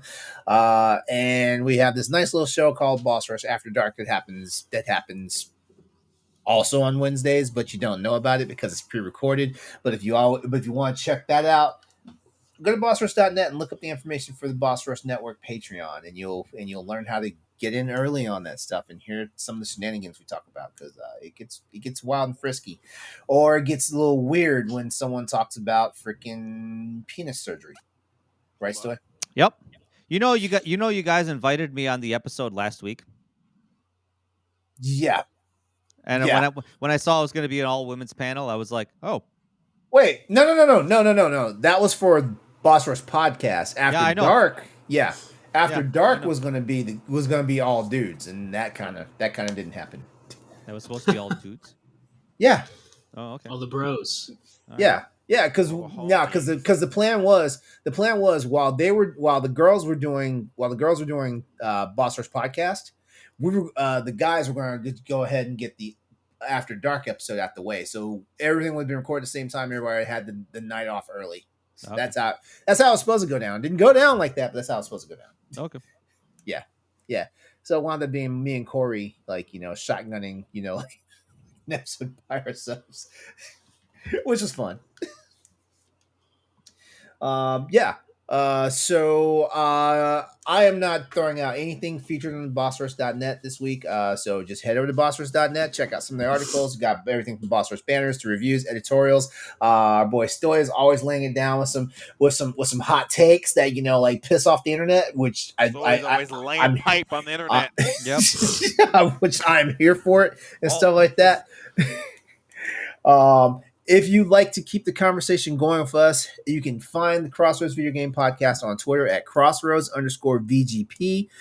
If you've enjoyed tonight's show, do us a favor. Go ahead, like, share, and subscribe this if you're checking us out on YouTube right now. And also hit the notification bell so you never miss a new episode of the show when it happens, because sometimes we don't even know when the new show's happening. We just do a show. So there's that. Also, if you're on the podcast side, also please leave us a review and a 5-star rating wherever you like the show. Well, if you like the show, give us a 5-star rating. If you had problems with the show, then give us a 4. I was about to say just walk away. Give us a star, please. Hey everyone, this has been episode 100 of the Crossroads Podcast. We love and appreciate you for giving us the pleasure of doing this every single time we do it. As a partner of the Boss Rush Network, go out there, play games, and be better. And please come back and join us for our next all-new episode of the Crossroads Podcast. And we want you all to have a good night. Goodbye. Bye.